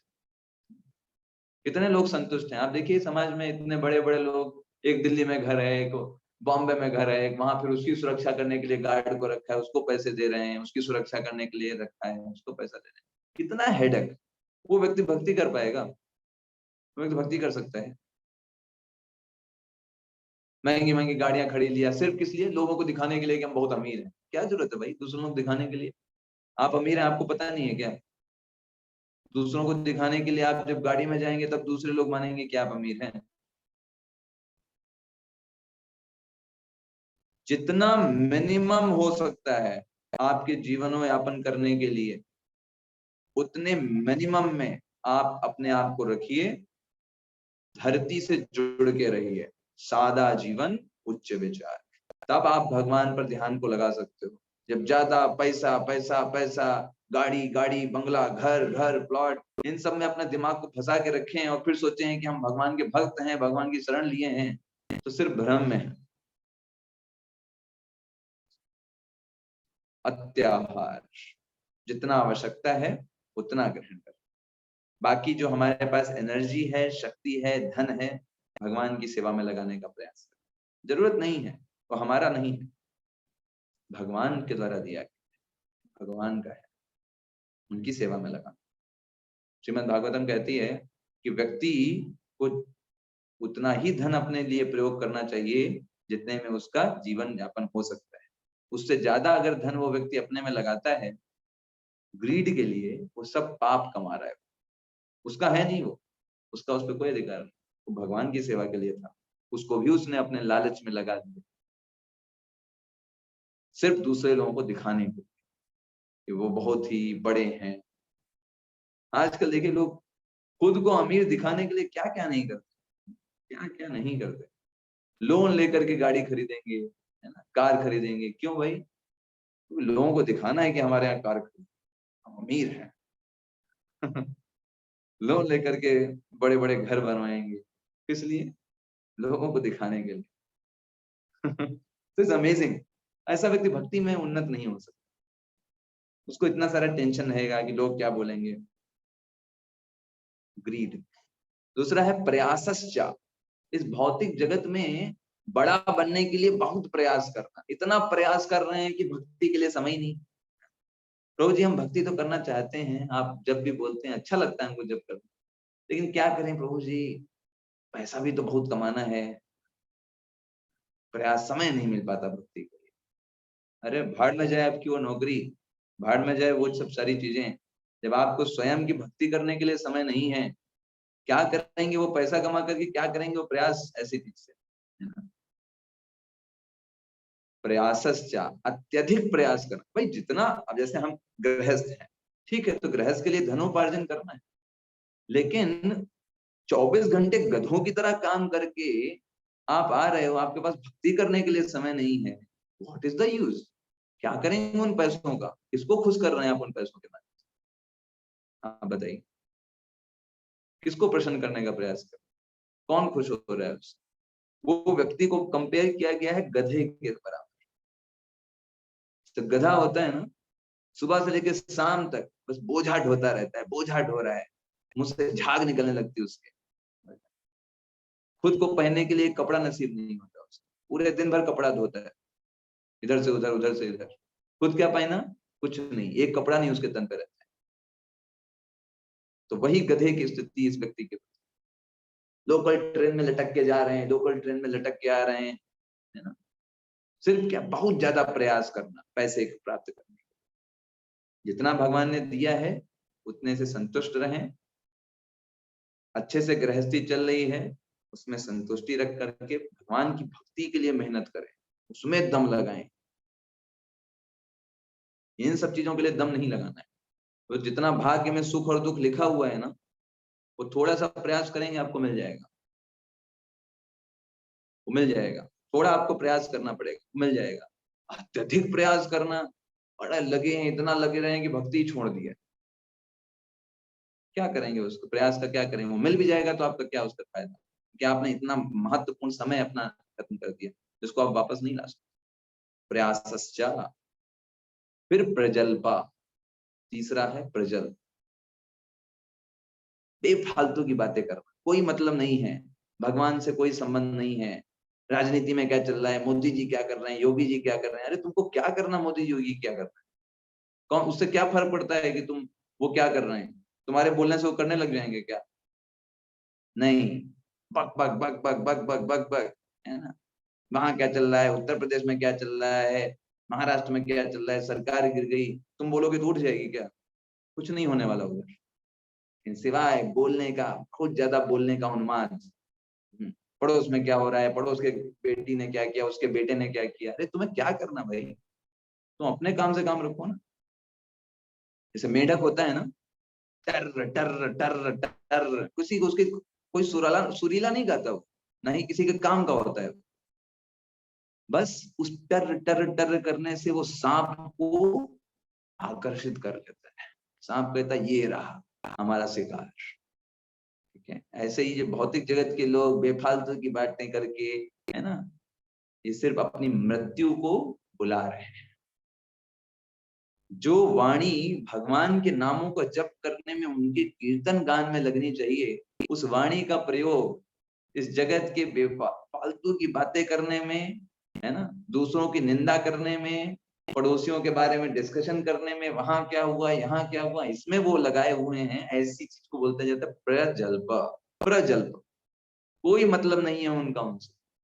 भाई कोई स्वार्थ सत्ता हो, कुछ हमारी भक्ति में मदद मिलती हो, ठीक है, तो हम बातें कर सकते हैं, घंटों बातें कर सकते हैं, लेक्चर्स घंटों हम ले सकते हैं, आप घंटों लीजिए भगवान के बारे में। हम सुबह से बात करना स्टार्ट करिए, रात तक बात करिए, क्या दिक्कत है भाई, कोई समस्या नहीं। Very nice, it will help you in all. प्रजल्प बोला प्रभु जी। हाँ, प्रजल, जी। वरना वो मेढक की तरह टर है और सर्प रूपी मृत्यु को हम आकर्षित कर रहे हैं कि आओ हमको निगल जाओ।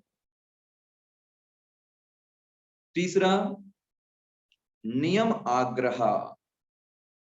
नियम आग्रह, ये तीसरा था प्रजल्पा। चौथा है नियम आग्रह या नियम अग्रह। दो चीजें हैं इसके अंदर, चौथे के अंदर। तो नियम अग्रह ये हम पहले भी डिस्कशन कर चुके हैं, जब हमने रिचुअल टू स्पिरिचुअल पढ़ा था, तो हमने ये दो पॉइंट आपको बताया था, नियम अग्रह और नियम आग्रह। छोटा आ और बड़े आ का अंतर है।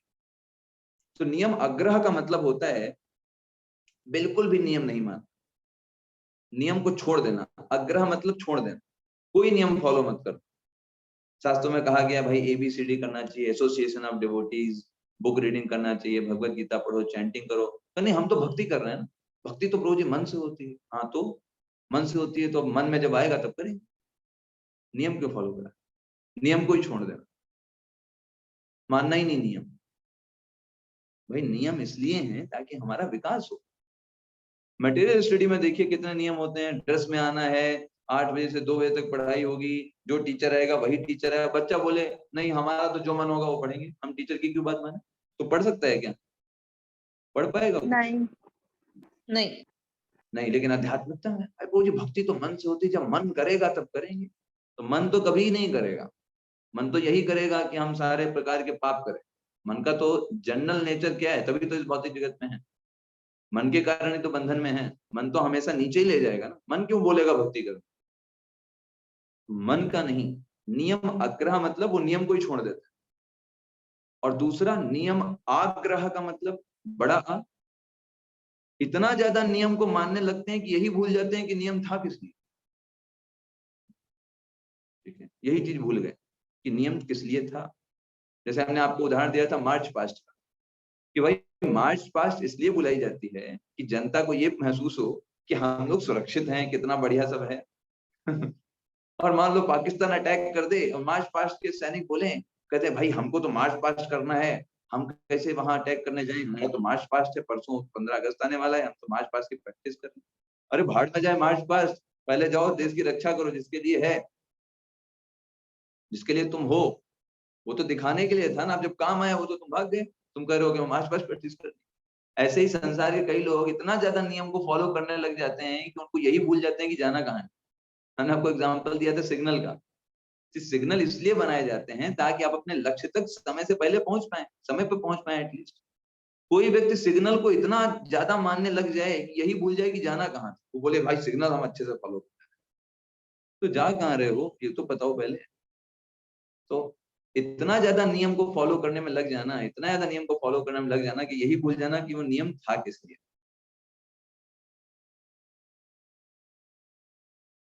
जैसे शास्त्रों में कई बार आता है कि भक्त को मौन होना चाहिए, ठीक। तो मान लीजिए कोई व्यक्ति कहे मौन, हम मौन रहेंगे, किसी से कुछ नहीं बोले। शास्त्र में मौन इसलिए बोला जाता है जहां पर फालतू की बातें की जा रही है वो नहीं करना, इसलिए मौन रखना है। शास्त्र इसलिए मौन रखने को नहीं बोल रहा है कि जहां भगवान के बारे में बोलने का मौका है वहां भी हम कहें भाई शास्त्र में तो देखो मौन करने को रखा गया कि बोलना नहीं है। अरे जब भगवान के बारे में बोलने का मौका है तो जितना मौका हो उतना बोलना चाहिए, वहां पे मौन एकदम नहीं रहना है। मौन कब के लिए है? जब भौतिकता वाले लोग बैठे हुए हों वहां मौन रहकर अच्छा। वहां जब भौतिक लोग बैठे हैं और वहां आपको मूर्ख बोला जा रहा है कि तुम्हें कुछ नहीं आता है तो बेकार आदमी, इसको कोई मतलब नहीं है, मतलब समझ जाओ कि आध्यात्मिक रूप से प्रगत हो। ये नोशन है। वहां मूर्ख बन के ही रहना है, मूर्ख बन के रहेंगे अच्छा। और पांचवा है जनसंघ। देखिए फिर यहाँ पर आया जनसंघ। ऐसे लोगों के संग से दूर रहो जो लोग भौतिकता में फंसे हुए हैं, उनको खुद नहीं पता है कि वो किस तरीके से इस संसार में है। देखिए ना कई सारे लोग किटी पार्टी है ना, अनेक प्रकार के क्लब बनाते हैं, क्या करते हैं सिर्फ सेंस ग्रेटिफिकेशन के नाम पे उन्होंने वो क्लब बनाए हैं। भाई वो पार्टी करना है ना, विभिन्न प्रकार के व्यसन करना, वहां पे शराब पीना है ना, और सब सारे अश्लील कार्य करना। उनका उद्देश्य यही है, इस संसार में इंद्रिय तृप्ति लगे रहना। उसको बस उन्होंने क्लब का नाम दे दिया है, किटी पार्टी का नाम दे दिया है, उस पर सेंस ग्रेटिफिकेशन चल। ऐसे लोगों के संग से अपने आप को दूर रखो। ये पांचवा कार्य है जिससे हमको प्रतिकूल से वर्जन, ये सब प्रतिकूल है भक्ति, इनको करेंगे भक्ति में हम आगे नहीं बढ़ पाएंगे। और सबसे लास्ट में छठा जो है लौल्यम। लौल्यम बहुत ज्यादा लालच रखना, एक्सट्रीम लालच, एक्सेसिव ग्रीड, कुछ भी प्राप्त करने के लिए। ठीक है, बार बार वही चीजें रिपीट हो रही हैं हिसाब से। एक्सेसिव ग्रीड रखना संसार में, और मिल जाए हमको कुछ, और मिल जाए कुछ, जितना मिल गया उसमें संतुष्टि नहीं रखी। तो ये 6 चीजें हमको प्रतिकूल हैं हमारी भक्ति के। तो ये 6 चीजें हमको नहीं करनी। पहली जो 6 चीजें आपको बताई वो हमको करनी थी, ये 6 चीजें हमको नहीं करनी। ये भक्ति के शरणागति के 2 लक्षण हुए, टोटल कितने हैं? 6 हैं। तीसरे लक्षण पर आते हैं शरणागति। तीसरा लक्षण है रक्षसी इति विश्वासो, भगवान कृष्ण मेरी रक्षा करेंगे, इसमें पूर्ण विश्वास।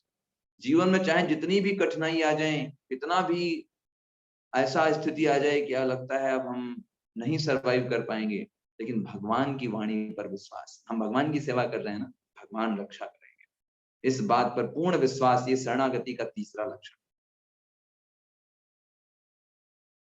जैसे एक बोलते हैं ना वाक्य, राखे कृष्ण तो मारे के, मारे कृष्ण तो राखे।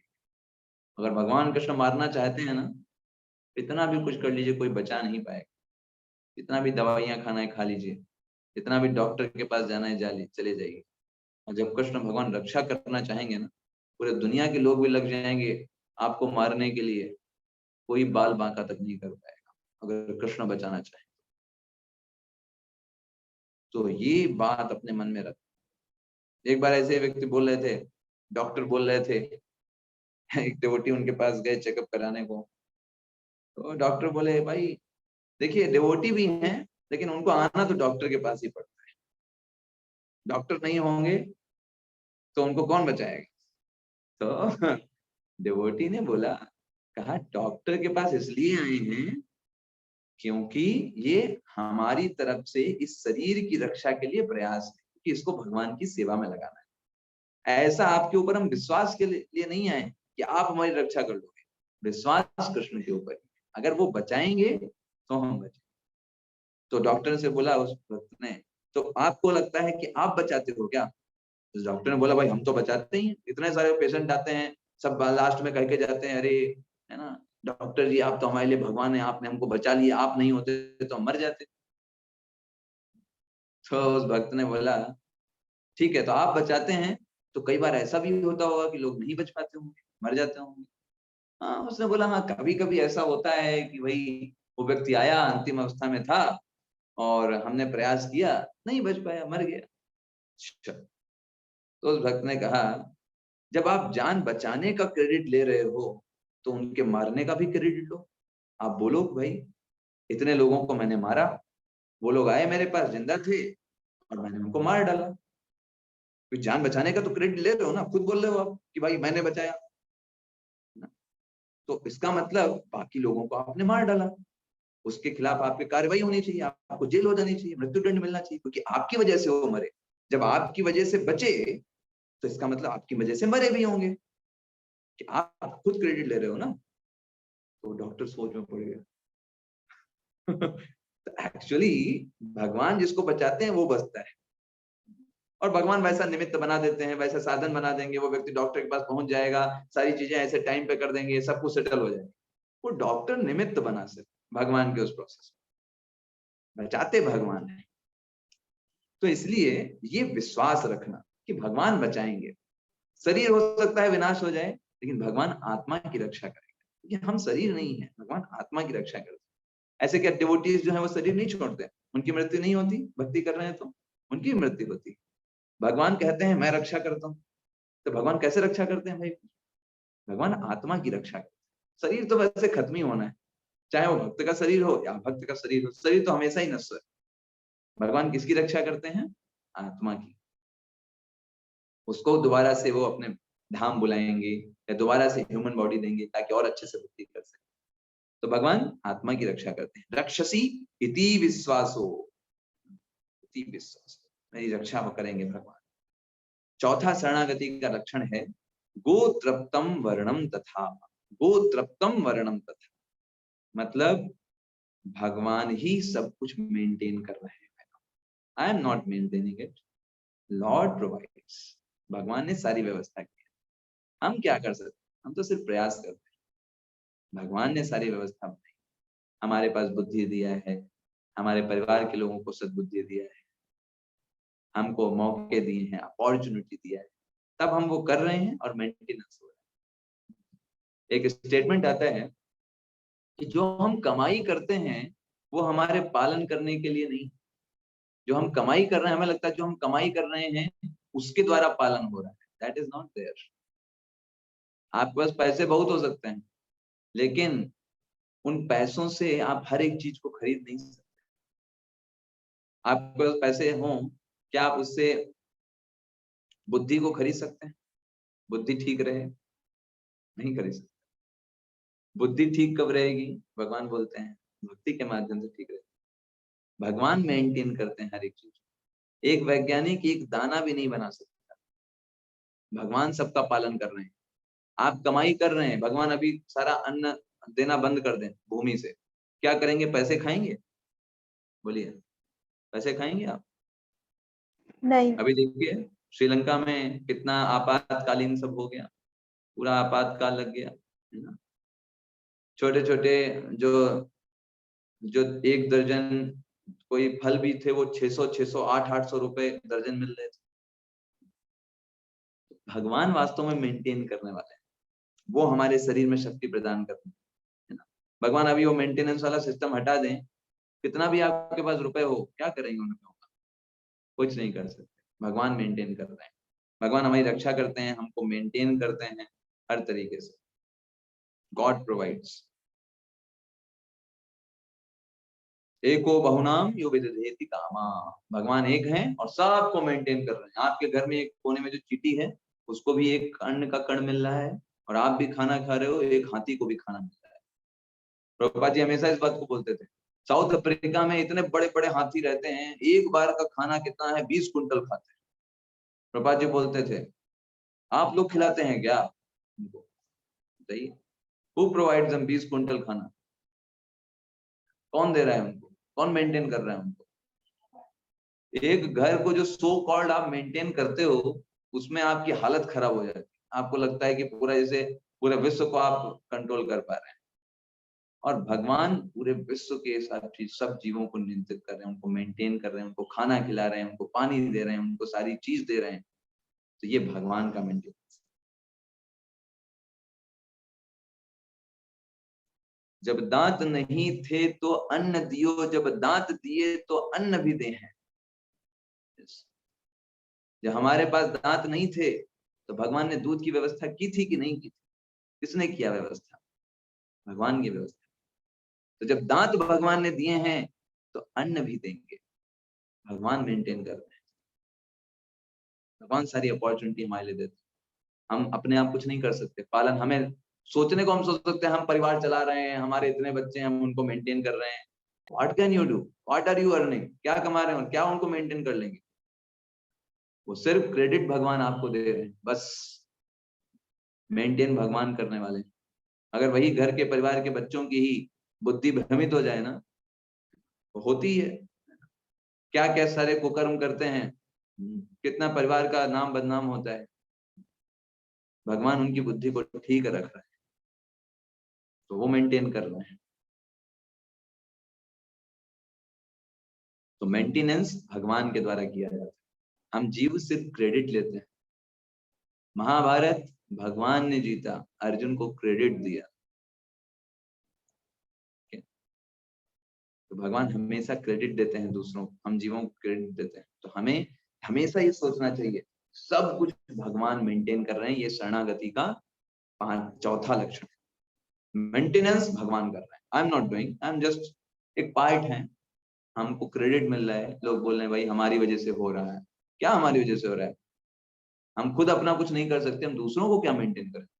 व्हाट वी कैन, अपनी रक्षा हम नहीं कर सकते और हमें क्रेडिट मिल रहा है कि हम परिवार चला रहे हैं, बालकों को चला रहे हैं। भगवान बंद कर देंगे तो कुछ नहीं, नथिंग। अभी भगवान रोक देंगे, अगर थोड़ा इन्फेक्शन, सांस भी नहीं ले पाएंगे। अपने आप को नहीं बचा सकते। हमें ऑक्सीजन का चाहिए, टैंकर चाहिए, है ना, ऑक्सीजन टैंक चाहिए हमको। दूसरों को क्या बचाएंगे? नहीं बचा सकते। जो ऐसा सोचता है कि हम परिवार को चला रहे हैं, हम कमा रहे हैं इसलिए परिवार खा रहा है, आप नहीं कमाओगे फिर भी परिवार खाएंगे।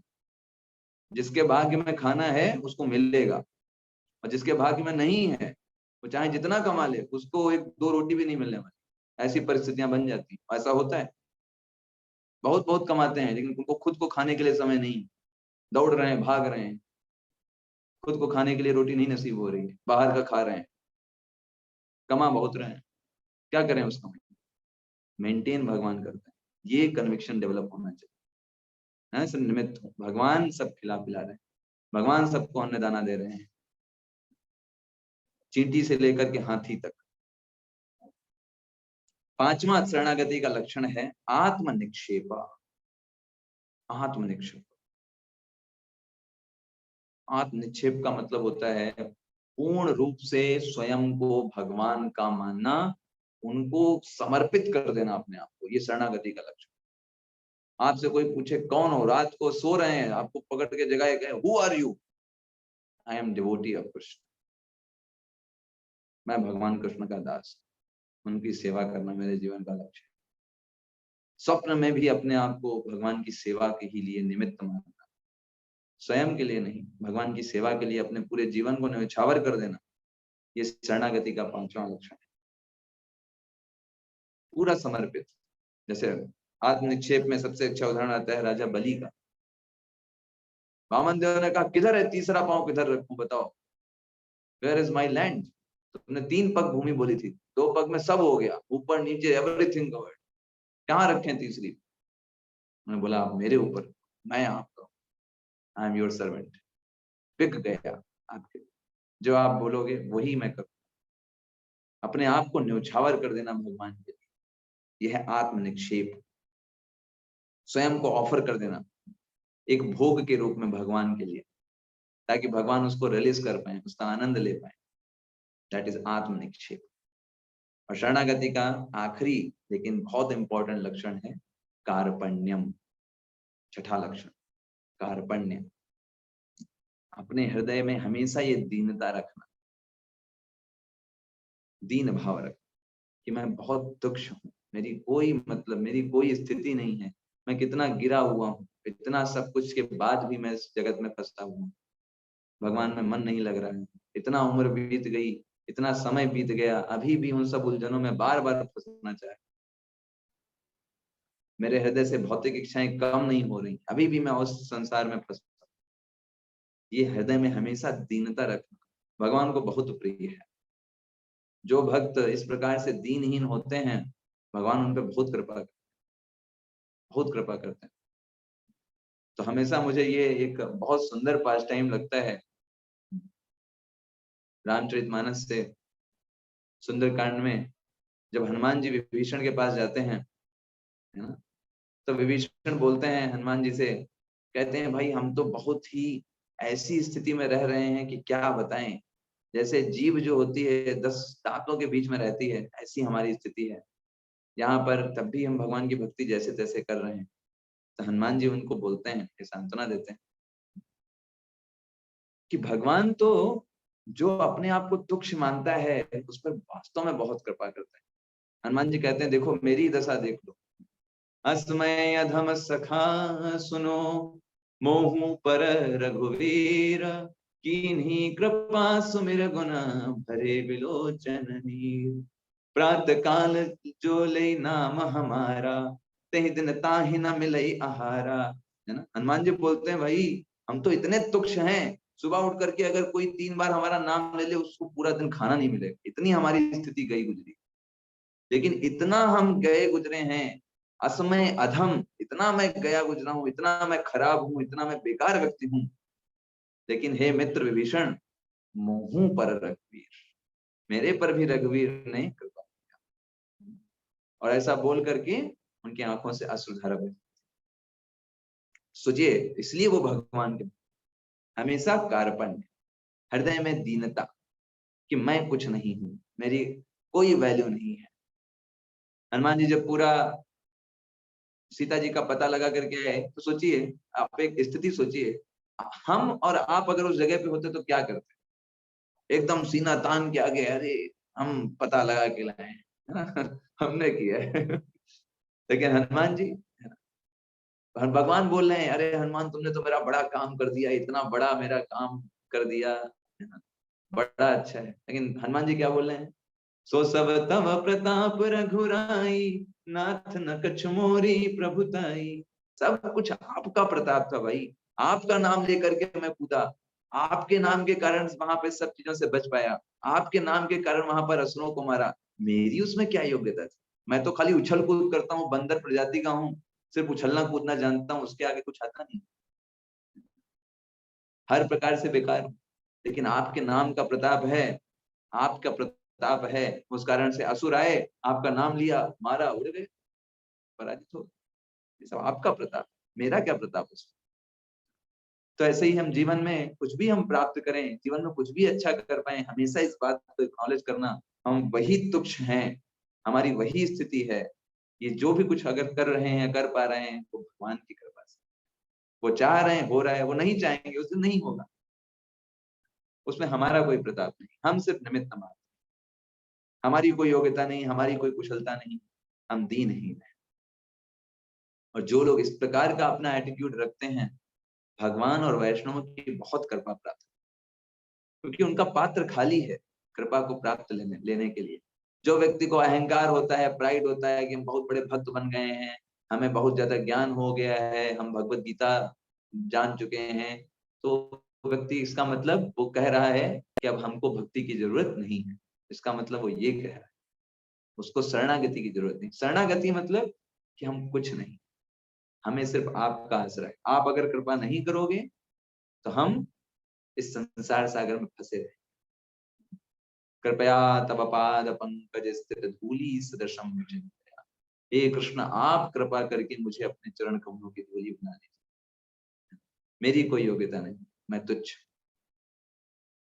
जैसे आप देखिए चैतन्य महाप्रभु सेकंड स्टैंजा में बोलते हैं, एतादृशी तव कृपा भगवन ममापि दुर्दैव मीदृशमिहा जनितांता। भगवान आपने कितनी कृपा किया है, अपने नामों के द्वारा अपनी सारी शक्तियों को अपने नामों में डाल रखा है, इतने सारे भक्त दिए हैं, इतने सुंदर सी विग्रह दिए हैं, श्रीमद् भागवतम है, भगवत गीता है, लेकिन मैं इतना तुच्छ हूं कि मेरा इन सब चीजों में अनुराग नहीं, अभी भी भौतिक भोगों के पीछे लग गए। अपने हमेशा इस तुच्छता का अनुभव करते रहना और भगवान से हमेशा ये प्रेयर करना कि कब उनकी सेवा करने का मौका मिले, कब भक्तों की सेवा करने का मौका मिले, ये डिजायर अपने हृदय में कल्टीवेट करना, ये शरणागति का छठा लक्षण। और इन 6 लक्षणों के द्वारा जो व्यक्ति भगवान को अप्रोच करता है, और सोचिए ऐसा व्यक्ति जिसके हृदय में 6 भावनाएं, अनुकूलस्य संकल्पा प्रतिकूलस्य वर्जनम, कितना भी बढ़िया ऑफर हो, बहुत पैसे मिल रहे हैं, बहुत धन है, बहुत बड़ा पद मिल रहा है, लेकिन भक्ति नहीं हो पाएगी। वो अगर ऐसी चीज है कि भक्ति नहीं कर पाएंगे, बहुत पैसे मिलेंगे, बहुत बड़ी पोस्ट है, नहीं करना है। अनुकूलस्य संकल्प प्रतिकूलस्य वर्जनम रक्षसी इति विश्वासो गोत्रत्तम वर्णम तथा आत्म निक्षेप कार्पण्यम भक्तिश्च, ये 6 शरणागति सडंगणा, ये शरणागति के 6 लक्षण है ना। और वैष्णवगण प्रार्थनाओं में लिखते हैं कि जब कोई इन 6 लक्षणों को करता है, तहार प्रार्थना सुने नंद कुमार। भगवान किसकी प्रार्थनाओं को सुनते हैं? हम सब लोग प्रार्थना करते हैं भगवान के पास जाकर के, भगवान नहीं सुनते ऐसे प्रार्थनाएं। जब इन 6 लक्षणों के साथ कि भगवान हमको मेंटेन कर रहे हैं, भगवान हमारे सब कुछ हैं, भगवान हमारी रक्षा कर रहे हैं, भगवान के सामने मैं कुछ नहीं हूं, मैं दीन हूं, हीन हूं, है ना। भगवान के लिए संकल्प कर जाने के लिए, उनको ना जो उनसे दूर कर रहा है, उनसे प्रतिकूल के लिए वर्जन। जब इन 6 लक्षणों के साथ शरणागति के साथ भक्त भगवान के विग्रह के सामने जाता है और उनसे प्रार्थना करता है किसी भक्त के लिए, है ना, और या किसी आध्यात्मिक प्रगति के लिए, उसकी प्रार्थना को भगवान स्वीकार करते हैं। तहार प्रार्थना सुने नंद कुमार, ऐसे भक्तों की प्रार्थना सुनते हैं, तब भगवान प्रार्थना सुनते हैं। तो इसलिए हमें शरणागति के 6 लक्षणों पर बहुत मेडिटेट करना चाहिए। हम कितना उनको फॉलो कर रहे हैं, नहीं कर रहे हैं, तो भगवान इसी चीज को बोल रहे हैं, माम एकम शरणम व्रजा। तो हम नाम के भक्त ना बने, भगवान के काम के भक्त बने, भगवान के काम आए। हमें ऐसा सेवक बनना है जो भगवान की मदद कर सके, भगवान की सेवा कर सके, सिर्फ नाम के लिए नहीं। क्या हम इस्कॉन के भक्त हैं, इस्कॉन से जुड़े हुए हैं, लोगों को बताने के लिए कितना हम सेवा कर रहे हैं, क्या हम कर रहे हैं इस्कॉन के लिए, श्रील प्रभुपाद जी के लिए, उनके मिशन के लिए। काम के भक्त बने, भगवान की सेवा की। तो ऐसा सोचना चाहिए। ठीक है, तो हम यहाँ पे आज के यहीं एंड करेंगे। आपके प्रश्न हैं तो हम ले सकते हैं, जिन लोगों को जाना है वो जा सकते हैं। जो प्रश्न आंसर के लिए, क्योंकि हम कल सत्र नहीं ले पाए समय की कमी के कारण, तो जिन लोगों के प्रश्न हैं वो रुक सकते हैं और पूछ सकते हैं। जिन लोगों को जाना है वो जा सकते हैं।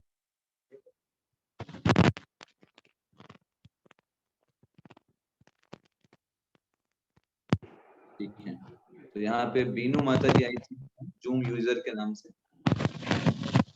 हरे कृष्ण प्रभु जी।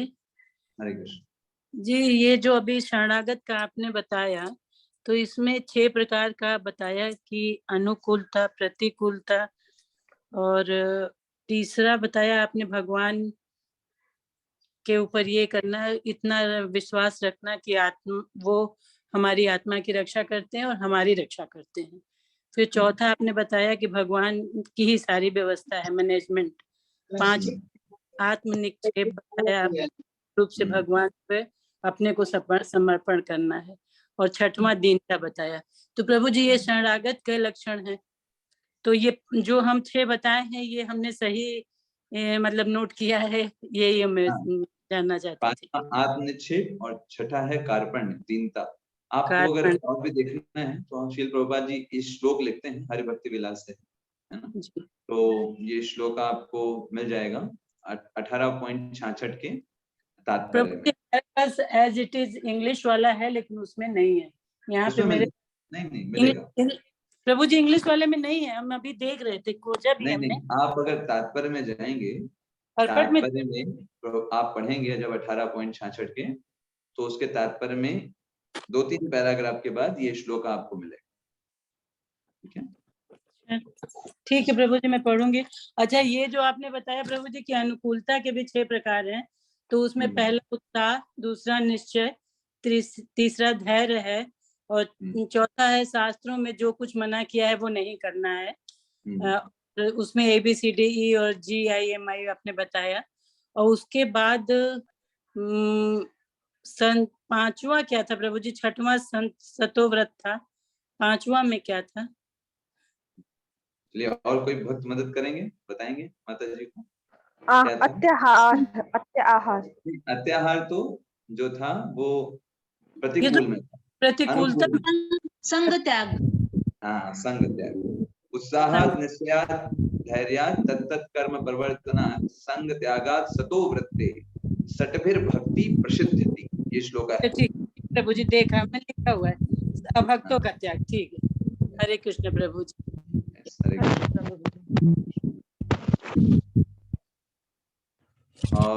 और किसी का कोई प्रश्न है तो अनम्यूट करके पूछ सकते हैं।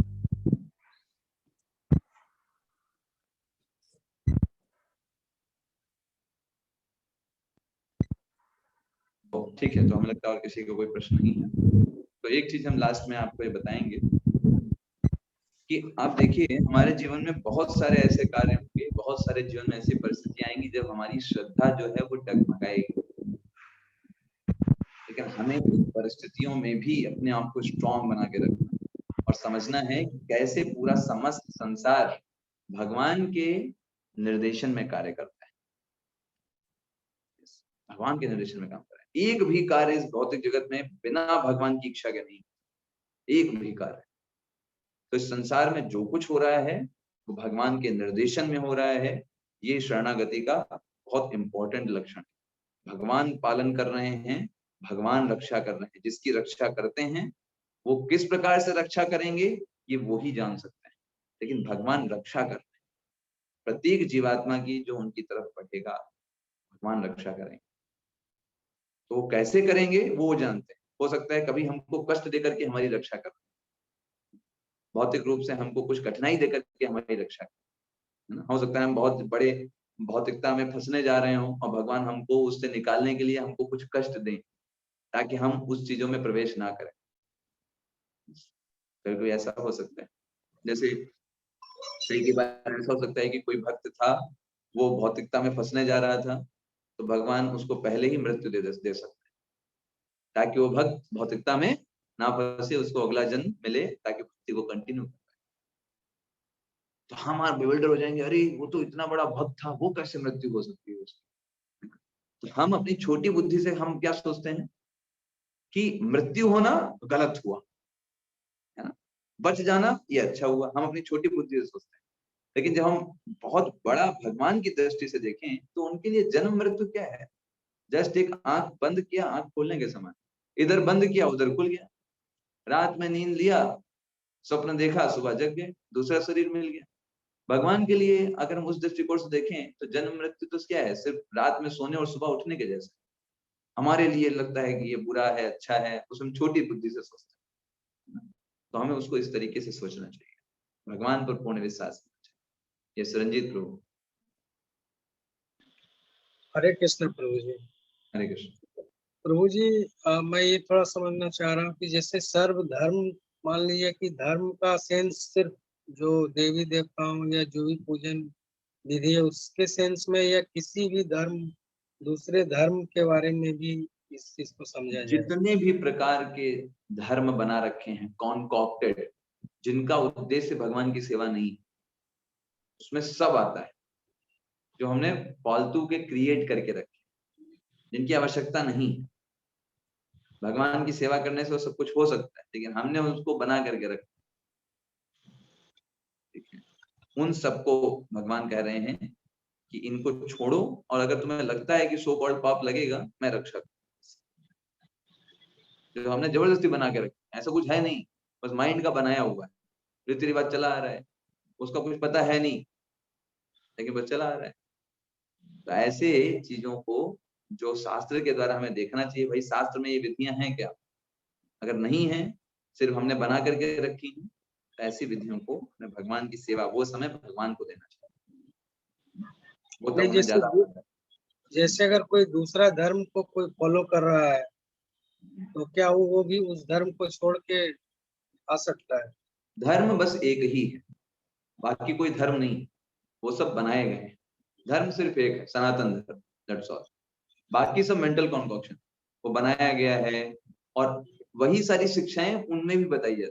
एक्चुअली धर्म का मतलब होता है नियम, रूल्स एंड रेगुलेशंस, क्या हमको करना चाहिए क्या नहीं करना चाहिए। तो धर्म एक ही है। क्या है धर्म? भगवान की सेवा करना, भगवान का नामों का जप करना, भगवान के प्रति प्रेम को विकसित करना। प्रभुपाद जी हमेशा ही वो एकदम स्ट्रिक्ट प्रभुपाद जी बोलते थे। प्रभुपाद जी कहते थे तुम हिंदू हो, मुस्लिम हो, सिख हो, ईसाई हो, इससे मुझे कोई फर्क नहीं पड़ता, तुम्हारे अंदर भगवान के प्रति प्रेम हो रहा है या नहीं हो रहा है ये मैटर करता है। तुम मुस्लिम हो कोई बात नहीं, अच्छे से मुस्लिम धर्म को फॉलो करो, लेकिन क्या भगवान के प्रति प्रेम को विकसित कर पा रहे हो? अगर कर पा रहे हो then you are good, no problem, आप करिए, अच्छे से मुस्लिम धर्म का पालन करिए। लेकिन आप बहुत धर्म का आपने पालन किया लेकिन भगवान के प्रति प्रेम विकसित नहीं हो पा रहा है, तो चाहे जो भी धर्म हो, हिंदू धर्म है तो क्या फायदा, क्या हिंदू धर्म को फॉलो कर, मेन मकसद नहीं हुआ ना। वही जैसे बात आ गई ना, नियम आग्रह, इतना ज्यादा धर्म के प्रपंचों में अटक गए कि यही भूल गए कि उसका उद्देश्य क्या था। धर्म का उद्देश्य है भगवान के प्रति प्रीति को विकसित करना, अदरवाइज धर्म को फॉलो करने से क्या फायदा। अगर हमारा प्रेम नहीं डेवलप हो रहा है तो प्रभुपाद जी कहते हैं अगर प्रेम नहीं डेवलप हो रहा है तो सिर्फ श्रम एव ही केवलम, सिर्फ मेहनत कर रहे हो बस।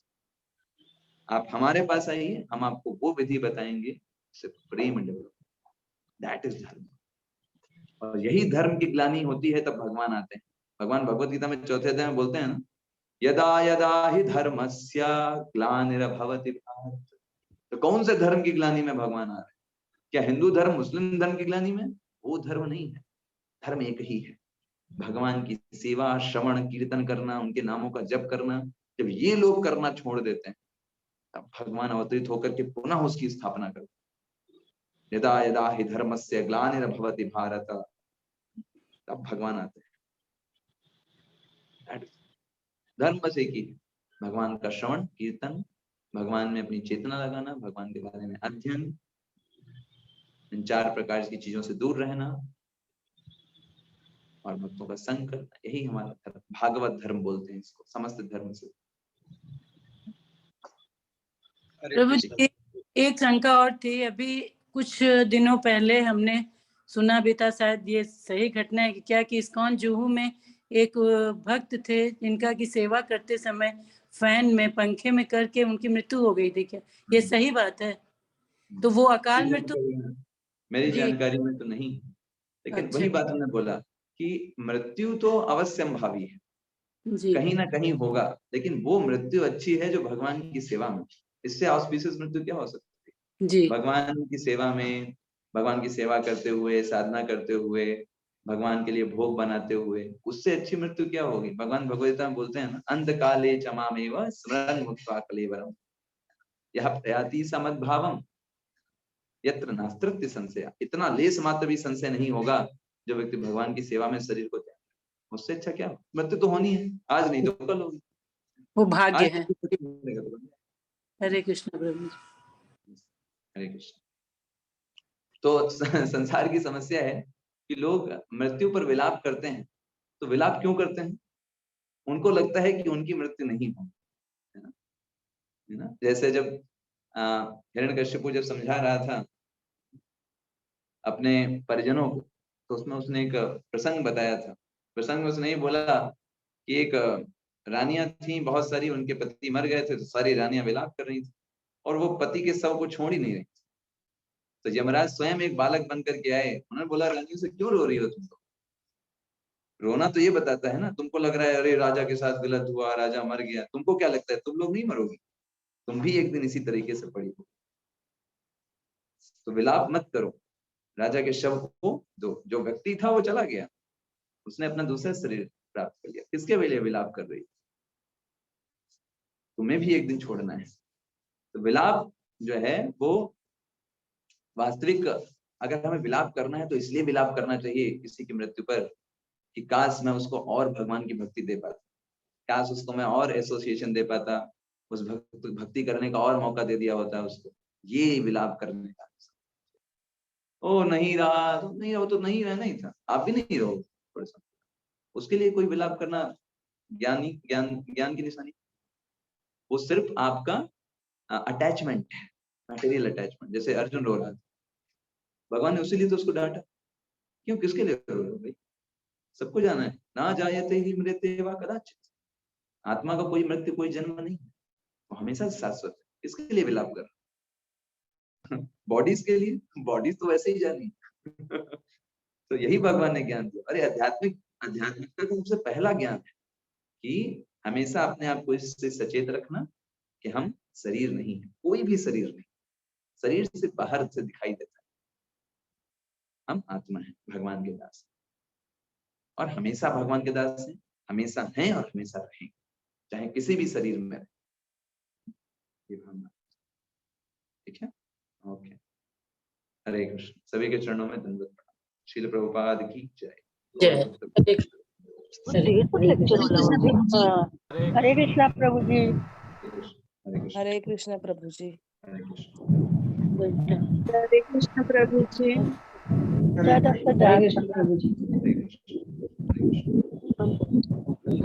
मैं वो